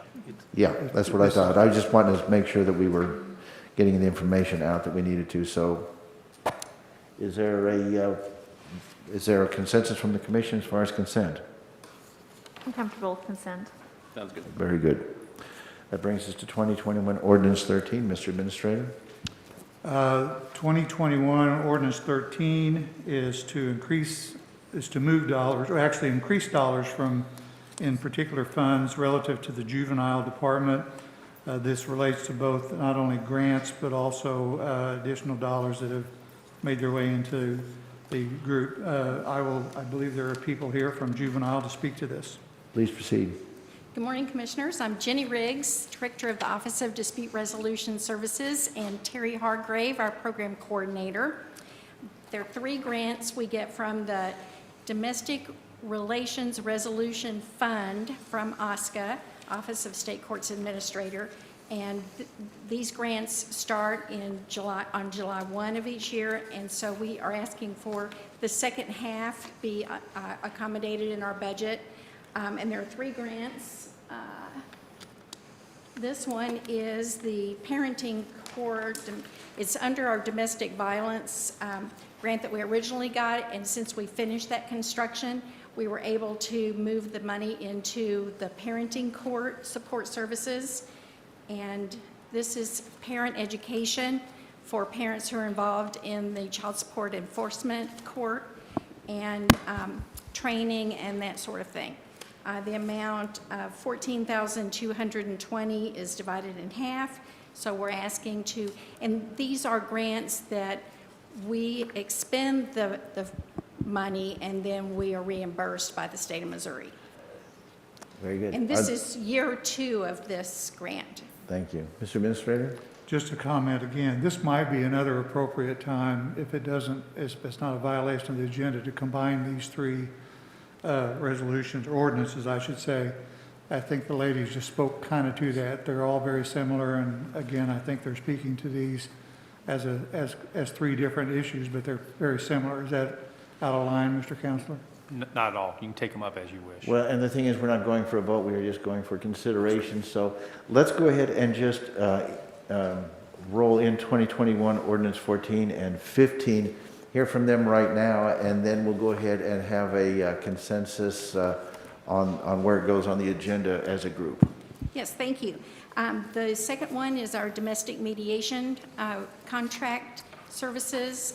We provide facilitators and contract mediators, mostly guardian ad litem attorneys, to facilitate high conflict divorce mediation by referral from a judge. So if there's a dissolution, a modification, or a paternity establishment case that's high conflict and the parties are embroiled in continual conflict, stress on the children, that kind of thing, we don't get a whole lot of these, but it's very nice to have this $13,000 that we can, because they tend to clog up a courtroom. So it's very nice that we're able to refer them to competent, experienced mediator attorneys who are able to direct them to focus on the best interest of their children and remove a lot of that stress. They focus on communication, smooth transition between parents, how to handle communication, whether to use a service that is by text or by email, and there's a record. It's called Our Family Wizard, and that's very inexpensive, but parents don't choose to do that for themselves unless they know about it and they're guided in that direction. So this is year 2 of that grant, and we're so pleased that we're able to offer this service for families and ultimately for saving money for the county. Thank you. Are there any questions on any of the 3 items that we have before us, 13, 14, and 15? No questions, but that sounds fantastic, and I appreciate the information today. Thanks for being here. Commissioner Thompson? No questions, thank you. We do want to thank you very much for both the work that you do and also for the diligence in obtaining grant money. Certainly, we welcome the idea that we get a little bit more resources to work with, so that is very kind that you're able to be here and be able to explain this to us. In the interest of just moving along, I'm going to ask if there's any objection to this being on consent. None at all. No objections. I'm also good with grouping them together in case that decision needs to be made now, or if we make that next week or in between that. Well, if it's going to be, however we need to do it. If we're going to be on consent, I don't know that we any longer need to bracket them together. Since Do it all as one vote. Yeah, so it'll be just on the consent Very good. list. So I think that'll be okay. And I'm going to do that for some of the others that seem pretty much just ministerial in nature. That brings us to 2021 Ordinance 16. By the way, thank you, ladies. Mr. Administrator? 2021 Ordinance 16 is relative to parks and has to do with, again, increasing some fund balances relative to picnic tables and some additional materials. Parks is here to speak to it. Deputy Administrator? Thank you, Commissioners. Donna Kuntz. Actually, 2021 Ordinance 16 and 2021-04 are also companion items. The first one reappropriates, gives us an increased expenditure line to purchase the picnic tables. And it also then gives us a revenue line when the grant pays us back to take the money back in, because it is a fully funded grant. 2021-04 is awarding the bid to Champlin Tire to provide us with the 36 ADA picnic tables for Crows Creek picnic area. Are there any questions of the Deputy Administrator?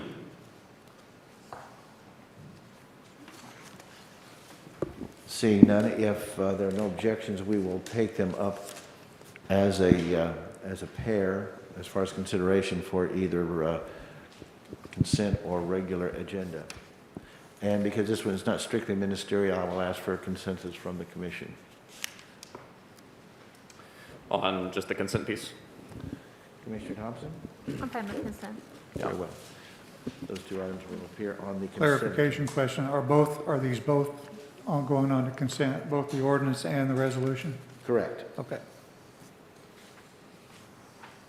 That brings us to 2021, ordinance 17. Please proceed. 2021 ordinance 17 is to approve an updated amendment to a state block grant agreement with Missouri Highways and Transportation Commission. It's relative to the airport, and Deputy Administrator Walters is here to speak to that.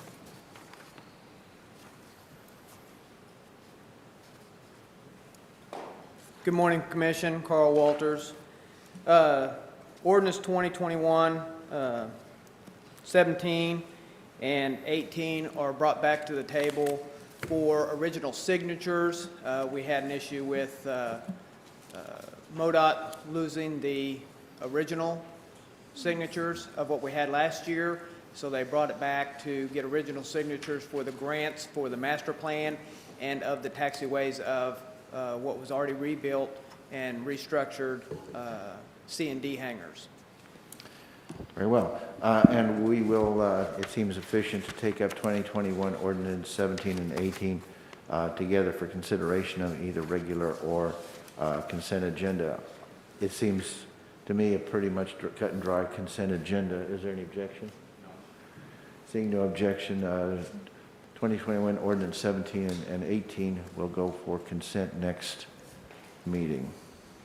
That brings us to, we had removed 2021-82 that we will take up at a future time. That brings us to 2021-85. Mr. Administrator. Again, 2021-85 is to approve a Missouri Highways and Transportation Commission agreement with the county for work at the intersection of H Highway at Crockett Road and at Northeast 100th Street. It's a right-of-way issue, and the administrator is here to speak to it. Deputy Administrator, please proceed. Carl Walters, thank you, Commission. Good afternoon. This is to, as we did it on A Highway and 112th, MoDOT has brought forth to us to change the intersection at Crockett Road and 100th Street to be able to be in our right-of-way, no cost to the county, to change the intersection so that when it's a safety issue, so people pulling off of these roads onto H Highway will have to look both ways and stop rather than just rolling through, kind of just veer looking and causing accidents. So they're going to redo the, and they're on a curve, I think it's on the very back page, where they're going to illustrate where they're going to make it so you can look both ways before you pull out onto the highway, just a safety issue.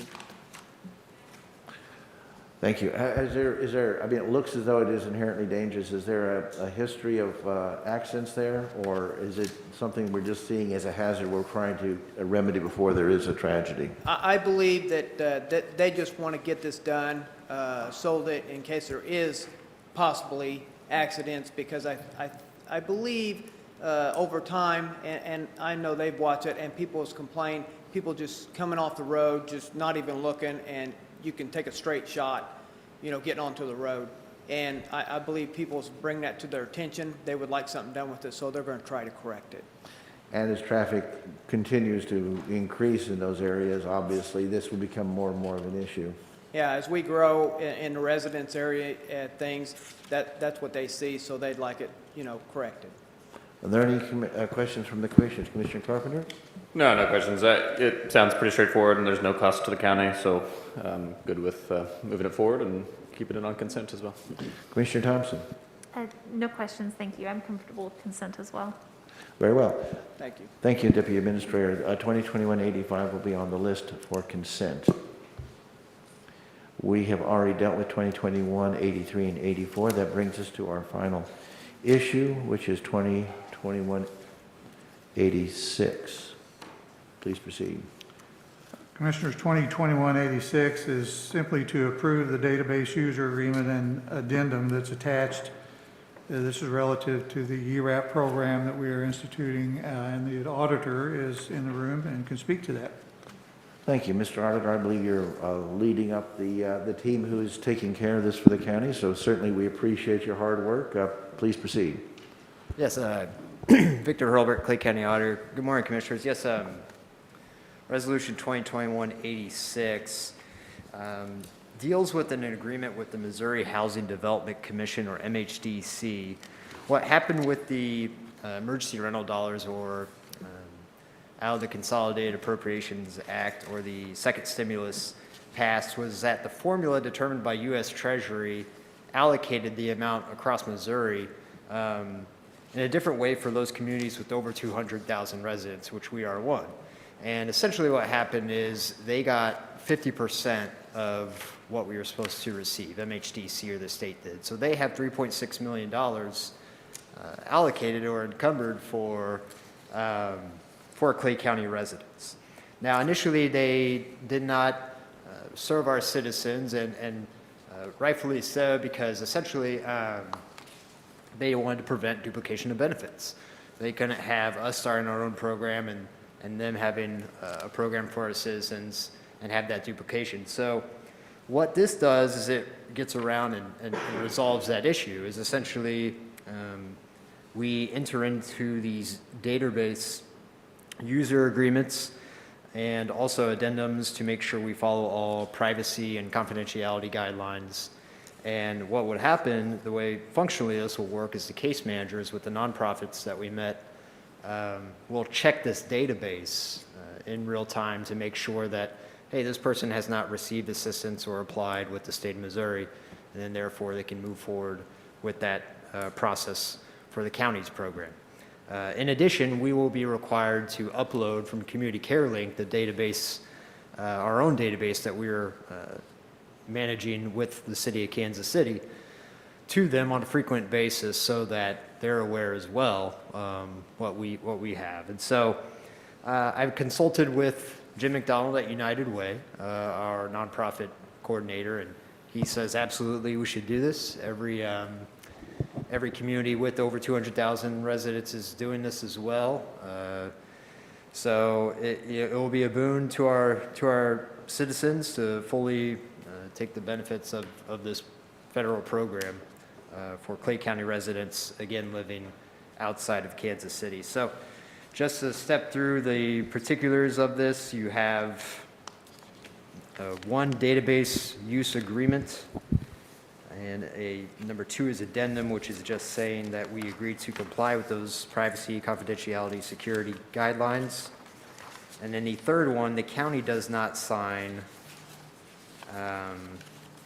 That will be signed by each individual case manager to certify that essentially they agree as well to follow those guidelines. So that's not for county signature, but that will be signed by those case managers and returned to the state. So that's really all this is. The state, we learned of this a couple weeks ago that they were going to open this up, and we just got the documents just this week. That's why I got this a little late on the agenda. I apologize, but I wanted to get on the agenda. They anticipate, MHDC does, to open this up at earliest by the end of the month. So we're on a good timeline now to have this approved and to them to further open up our program. That's really about it. I'll take any questions. Thank you. Excuse me. Thank you very much. I did have one question on the agreement on page 11. I noticed that there is some bold type. Does that indicate anything in particular? Is that additional language, or is that just have no real significance besides just emphasis? Is that like added language or something else that has something that we should be aware of? Commissioner, these are the original agreements as we received them. There's no additions, deletions, so I don't know why they chose to have that in bold. I think just to maybe call out attention to it is my guess, but I would just be guessing. So Fat finger. Okay. Thank you very much. Do any of the commissioners have any questions or comments on this item of the auditor? Commissioner Thompson? No, Commissioner, thank you. Mr. Administrator, since you had and we appreciate the role that you've taken in this, did you have anything that you would like to add? No, I do not. This is procedural again, and I think it's procedural but required. If we don't do it, for example, we don't get to play, and we definitely want to play, so. It does feel as though that is exactly the case as Right. well. I think the bold is because somebody had a fat finger maybe when they were typing it. Are there any comments from anyone else present today on this particular issue? Seeing none, I tend to agree as far as to the status of it going on consent. Is there consensus from the commission? I'm good with that, thanks. Commissioner Thompson? Consent is fine. Very well. So that puts 2021-86 on the consent. That concludes our regular agenda. I would entertain a motion to place items on consent and on regular agenda for our next meeting. So if there's a motion related to that, please proceed. Or I would recognize a motion. I'm sorry, excuse me. Would anybody like to make a motion? I'll be happy to make the motion to place on the consent agenda 2021-ordinance 19, 2021-27, 2021-73, 2021-74, 2021-75, 2021-76, 2021-77, 2021-78, 2021-79, 2021-80, 2021-81, 2021-69, 2021-70, 2021 Ordinance 13, 2021 Ordinance 14, 2021 Ordinance 15, 2021 Ordinance 16, 2021-04, 2021 Ordinance 17, 2021 Ordinance 18, 2021-85, 2021, where am I at? 86. Yes. There Very we well. go. And then Did the clerk get all those? Because it was a rather lengthy motion. Very well. Motion has been made to place the listed items on the consent agenda for our next meeting. Discussion? Commissioner Thompson? Excuse me, Commissioner Carpenter, do you have anything? No, I think that sounds good to me as we discussed one by one, so let's do that. Very well. Yes, Mr. I Counselor. apologize, just for clarification, I thought I heard the motion to be 2021-27, not 72. So just for clarification, it is 72. Did I That's get a the little, motion. did I get a little dyslexic I thought there? so. Maybe, I might have. Basically, everything besides 2021-83 and 84. Those are the only ones that go on regular. Everything else, yes. Does the clerk have that reflected in hers? Because I can see where that you might have just went and put the correct number down. Just okay, very well. That being said, any further discussion? Seeing none. Commissioner Thompson, if you'd like to close, I close. please call the roll. Commissioner Thompson? Yes. Commissioner Carpenter? Yes. Is there a further motion for our regular agenda for our next meeting? I'll make the motion to place 2021-83 and 2021-84 on regular agenda. Much more brief motion to be sure. Very well. Motion's been made to put 2021 83 and 84 on the regular agenda for our next meeting. Discussion, Commissioner Carpenter? That sounds good to me. Very well. Is there any further discussion? Seeing none, you're free to close. I close. Please call the roll. Commissioner Thompson? Yes. Commissioner Carpenter? Yes. Thank you. That brings us to the end of our regular agenda, and those items have been disposed of. That brings us on the next, on our agenda is comments on non-agenda items. These would be issues that we did not cover in today's rather lengthy agenda. We will start with, are there any comments from the public on non-agenda items? And please remember to turn on the microphone and speak into the microphone when you would like to make comment. Good morning. My name is Jim Oldebecken. It's been my honor to be a resident of Clay County and Gladstone for 20 years.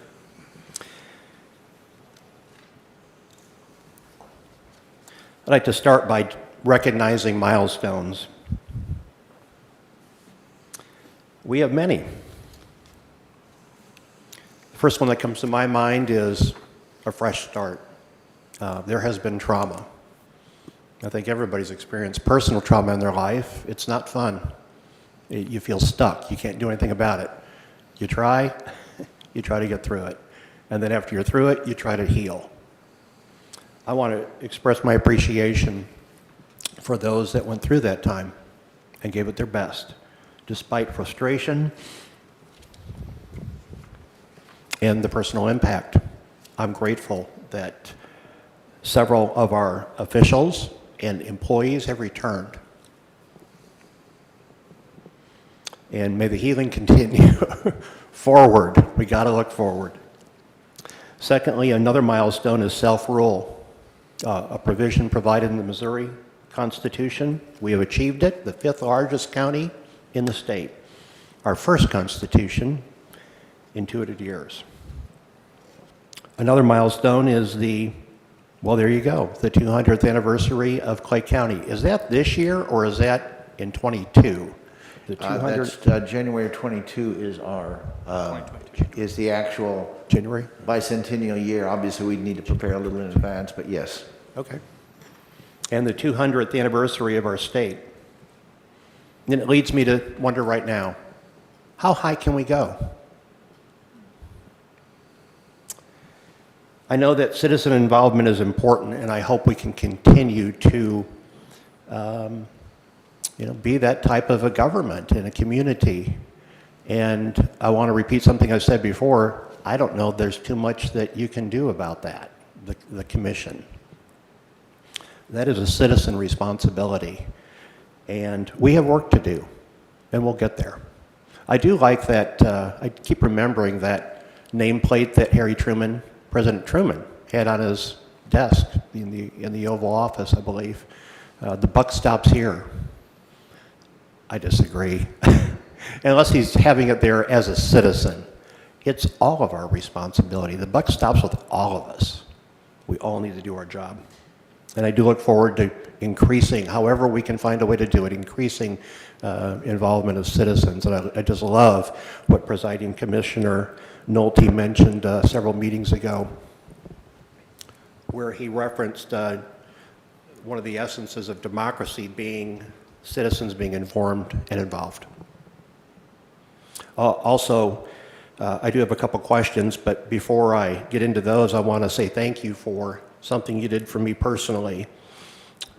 Being a senior individual now, I believe I'm qualified. I was needing it was recommended that I get water therapy, water aerobics for problems related to old age joints. And I did this over at the Gladstone Community Center, and I was just delighted when I found out that there is a program by the county that helps to underwrite the costs for seniors for various uses of the aquatics program, and we were talking earlier about safety and swimming. So I want to thank you for that. And my knee is feeling better. Okay, a couple of things. And I really seek to wrap up my involvement with the county constitution very soon, just in a couple days, hopefully.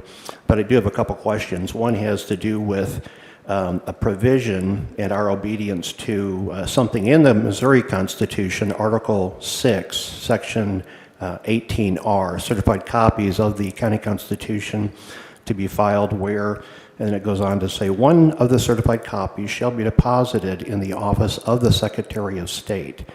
And did we violate, I mean, collectively, all of us, did we violate this Constitution provision by not submitting our Constitution to them? That I would have to, excuse me, I'm sorry. That's something that I would have to ask as far as whether, and I assume it's the county, but it may well, I don't know whether that's an election board function, so I would defer to council on that question. Sure. The prior administration, when the Constitution passed in November, they should have abided by that. And I do appreciate you bringing this up. They did not. And upon learning of that, it is now done. Okay. And so, Thank you, Mr. just that Counselor. simple. Okay. Thank you. I do have in that regard,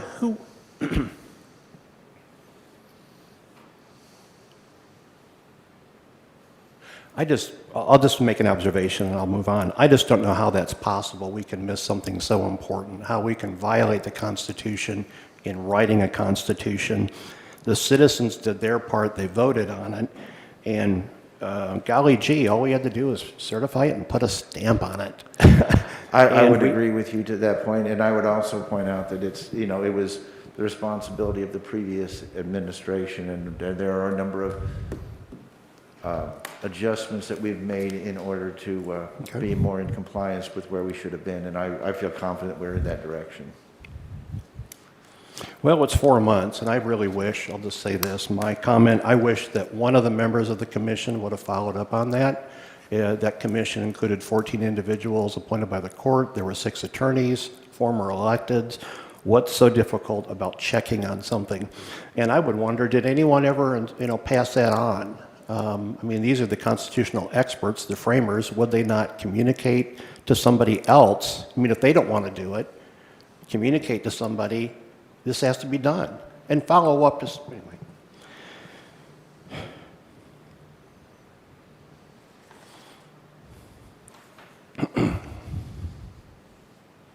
I have a question regarding 2021-1. Which was not on today's agenda, just for... Yes. Correct. And I have a question.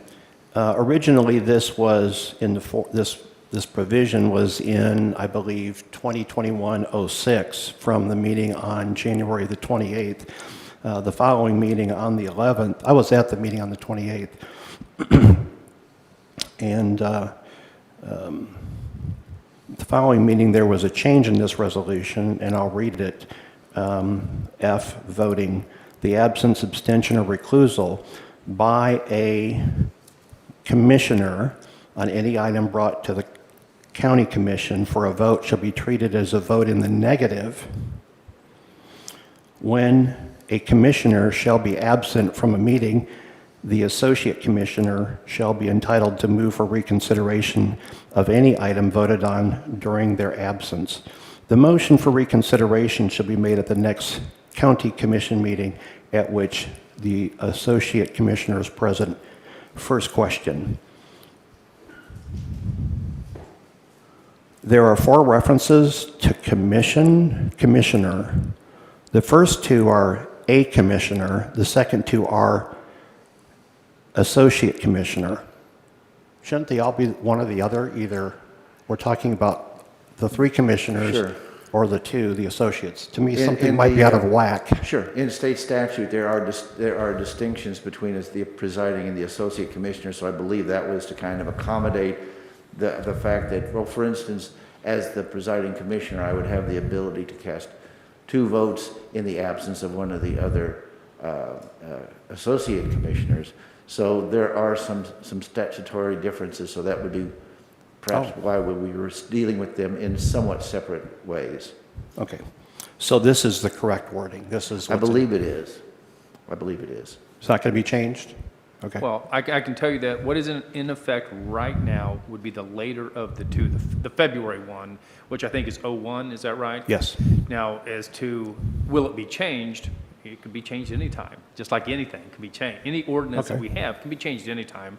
Of So course. I certainly don't know that there is any intention to do that. And I do want to address one other quick thing, just clerical. You referenced the numbers and you called it a resolution. Oh, it's an These ordinance. are ordinances because we also Thank have you. resolutions using the same numbers, just for clarity. Thank you. Why wasn't this change made at the 28th meeting? Why was it, because Mr. Graham presented his recommendation for 06, and then it was immediately amended. He amended it to add the provisions for revisiting, and then why wasn't it done all at that time? Why was this done at a subsequent meeting? I don't know if I can quite dredge up my memory. As you pointed out, we are getting a little older.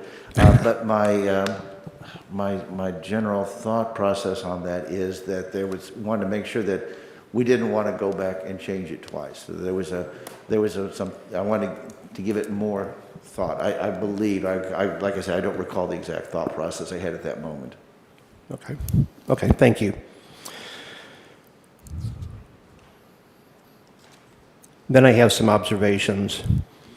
First of all, back to the meetings of the Constitutional Charter Commission, there was a quote made by former Commissioner Porter, which struck me as odd. And then the more I thought about it, I thought, this man is so right. He said, you can't legislate good government. I have a great deal of respect for former Commissioner Porter, and I, whenever possible, take advantage of his wisdom. Okay, so I'm trying to get comfortable with this.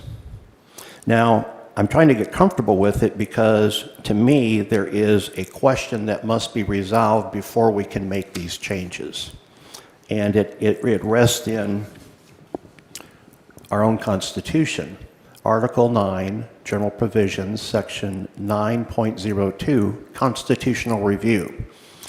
The Clay County Commission may, by a supermajority, vote, place before the voters of the county an amendment or amendments to this Constitution to be voted on at the next November general election authorized under Section 7.03.a of this Constitution.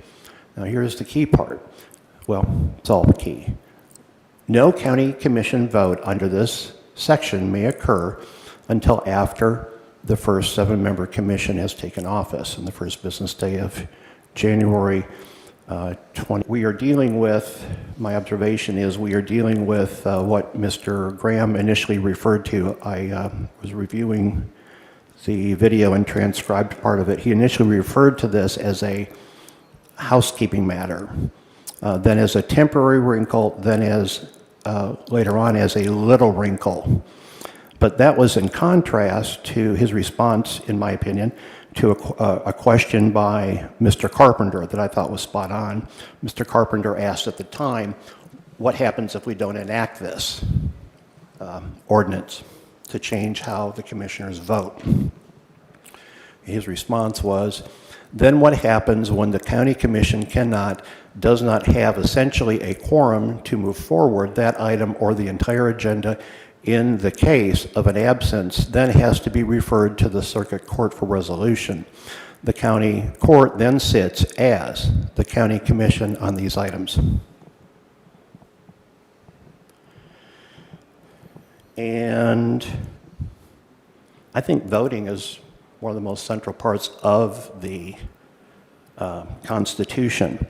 It was decided by 14 people appointed by the court, including prominent attorneys and electeds. It was voted on by the people. That's what was decided. That is our Constitution.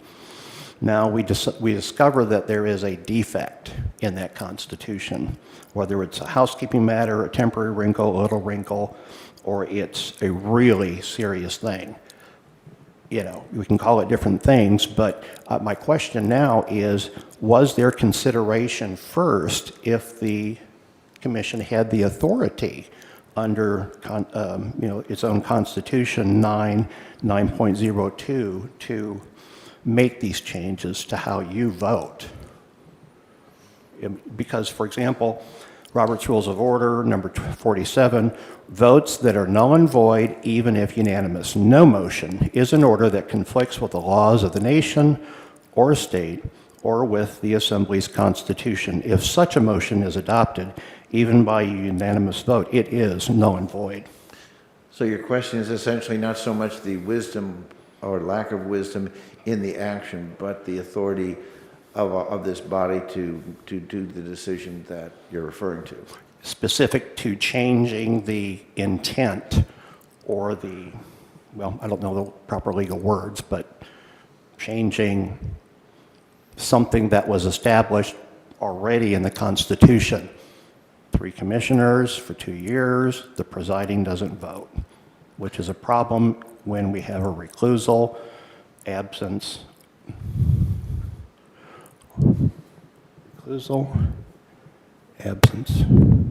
abstention. Oh, I see. I would defer as far as the ability to of the commission to act on those to the counselor, but my sense of it is if something is, and I'm trying to put it together as far as an actual prohibition. Can you? I don't think this is anything, this is a procedural issue that the county commission can take up by ordinance, and I don't see it as a conflict or in any way striking down anything in the Constitution. If I could address perhaps the issue itself, because like I say, the procedural thing tends to get a little more on the legal side. The idea that an abstention would be treated as a negative vote, one of the things that occurs to me as we look at government is government, for better or worse, has a certain degree of power and authority that it wields. I am not a fan of a passive yes vote.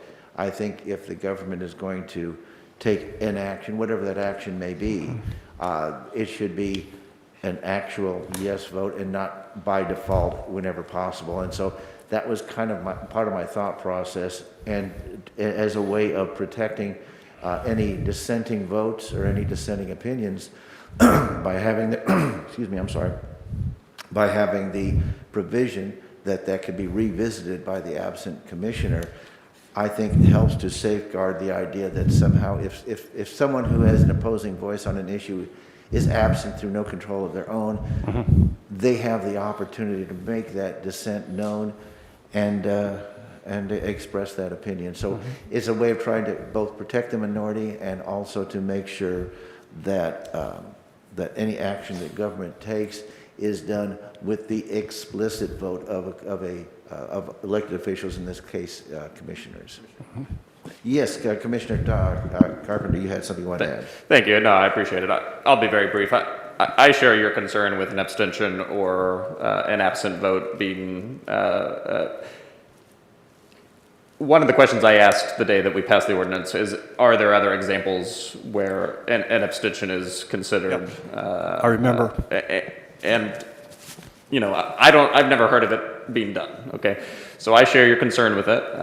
That's never how abstentions, you know, when I served in the legislature, for example, were treated. So the concern, I think, is a genuine one, but at the end of the day, for me, it was a functional thing, which is, you know, we've got this 2-year period under the new Constitution, and I didn't come up with any other solution to the problem posed. And so if there isn't another solution, you know, we're not going to be able to amend the Constitution, for example, in the next 2 years.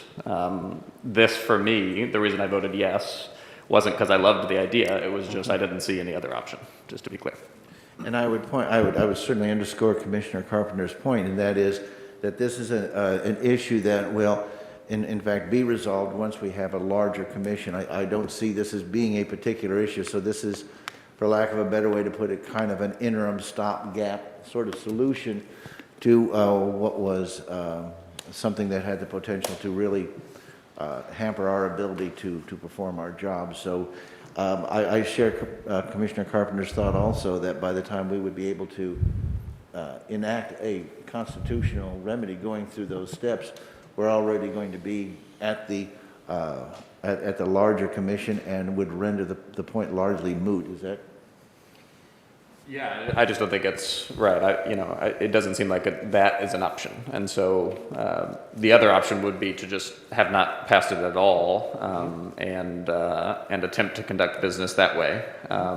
You know, I weighed that as an option and determined that this was the better choice. You know, in my view,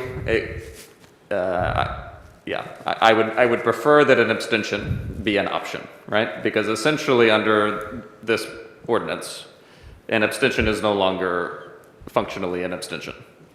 But we also have a new constitution which has created this situation with the 3 commissioners where the presiding doesn't vote right away. I think in a perfect world, maybe that piece of the equation would have gone into effect in 2023 when we had 7 commissioners. But that's not where we're at. And I am comfortable with the resolution we've come to with this. Okay. I don't love it, but I do think going forward, I'm okay with it. And I also want to point out, I want to thank Commissioner Carpenter because he is taking a view that, that I hope that we see adopted more frequently, and that is an elected official who is prepared to do what is, to not make the good the enemy of the perfect. So while it might not be the perfect solution, certainly the ability to see what is in best public interest and go with the better alternative, not the best possible, I think is a sign that we are able to move forward in ways that we have not in the past.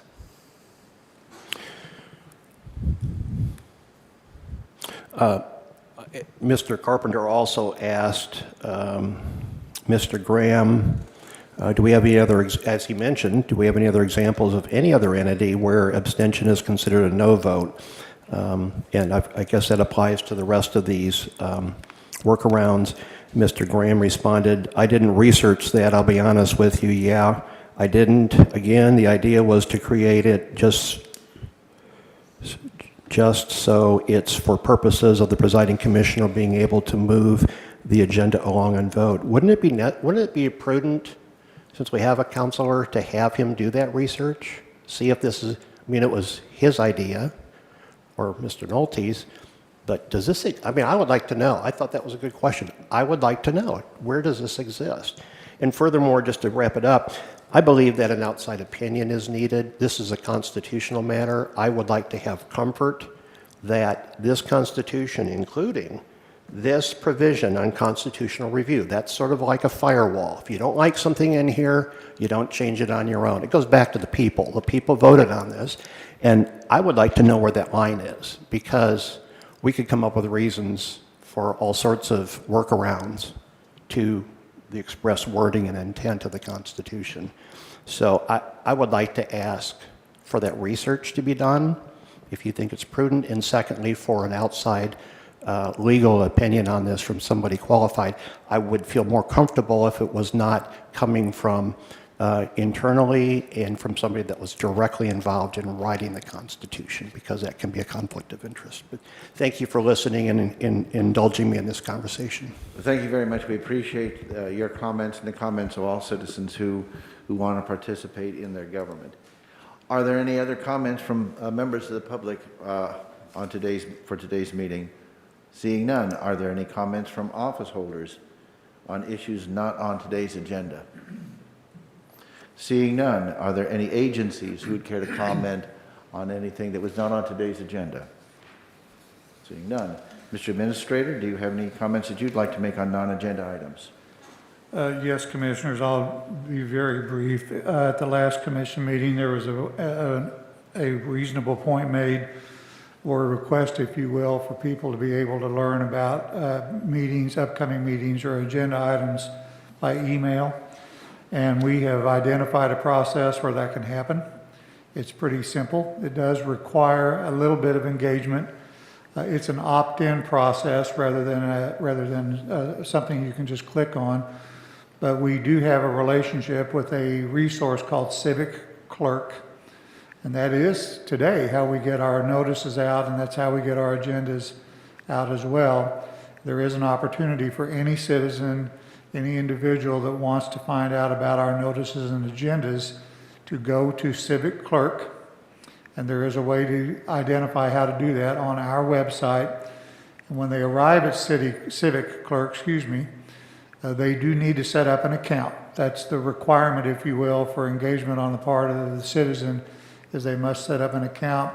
There's no cost involved. Once they do that, whenever we notice meetings or whenever we send out agendas or anything like that, they will get an email notification that that is available.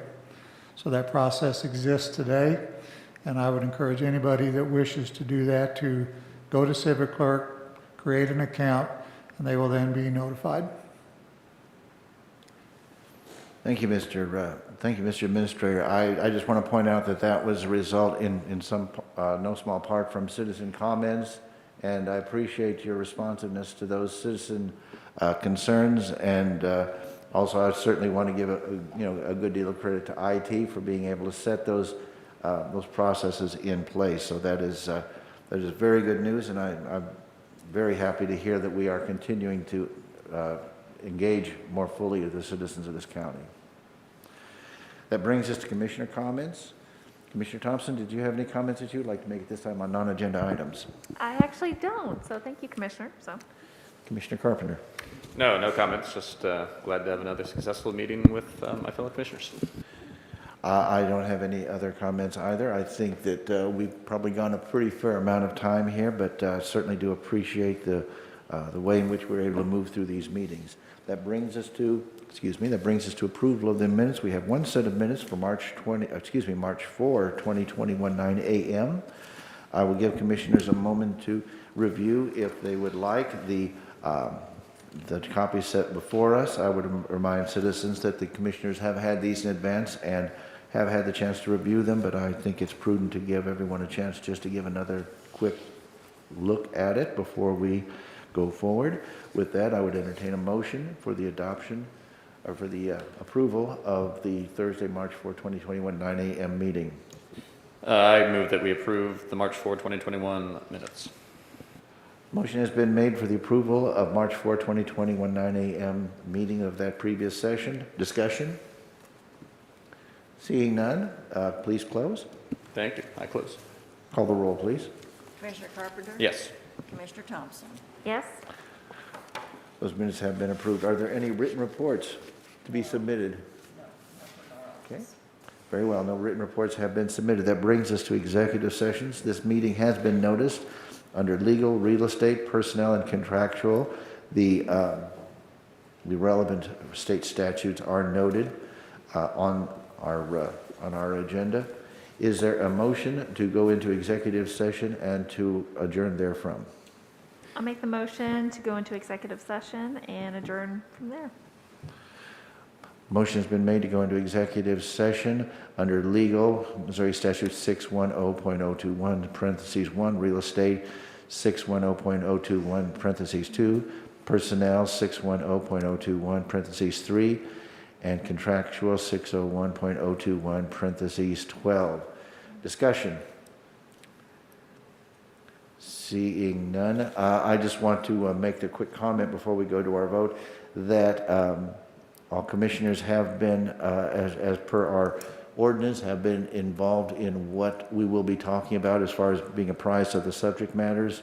I think that's an improvement over what it has been, and I believe the commissioners, certainly by their affirmative vote, would attest to the fact that these are in fact appropriate issues for executive session. With that, please, unless there's any further, would you like to close? I close. Please call the roll. Commissioner Thompson? Yes?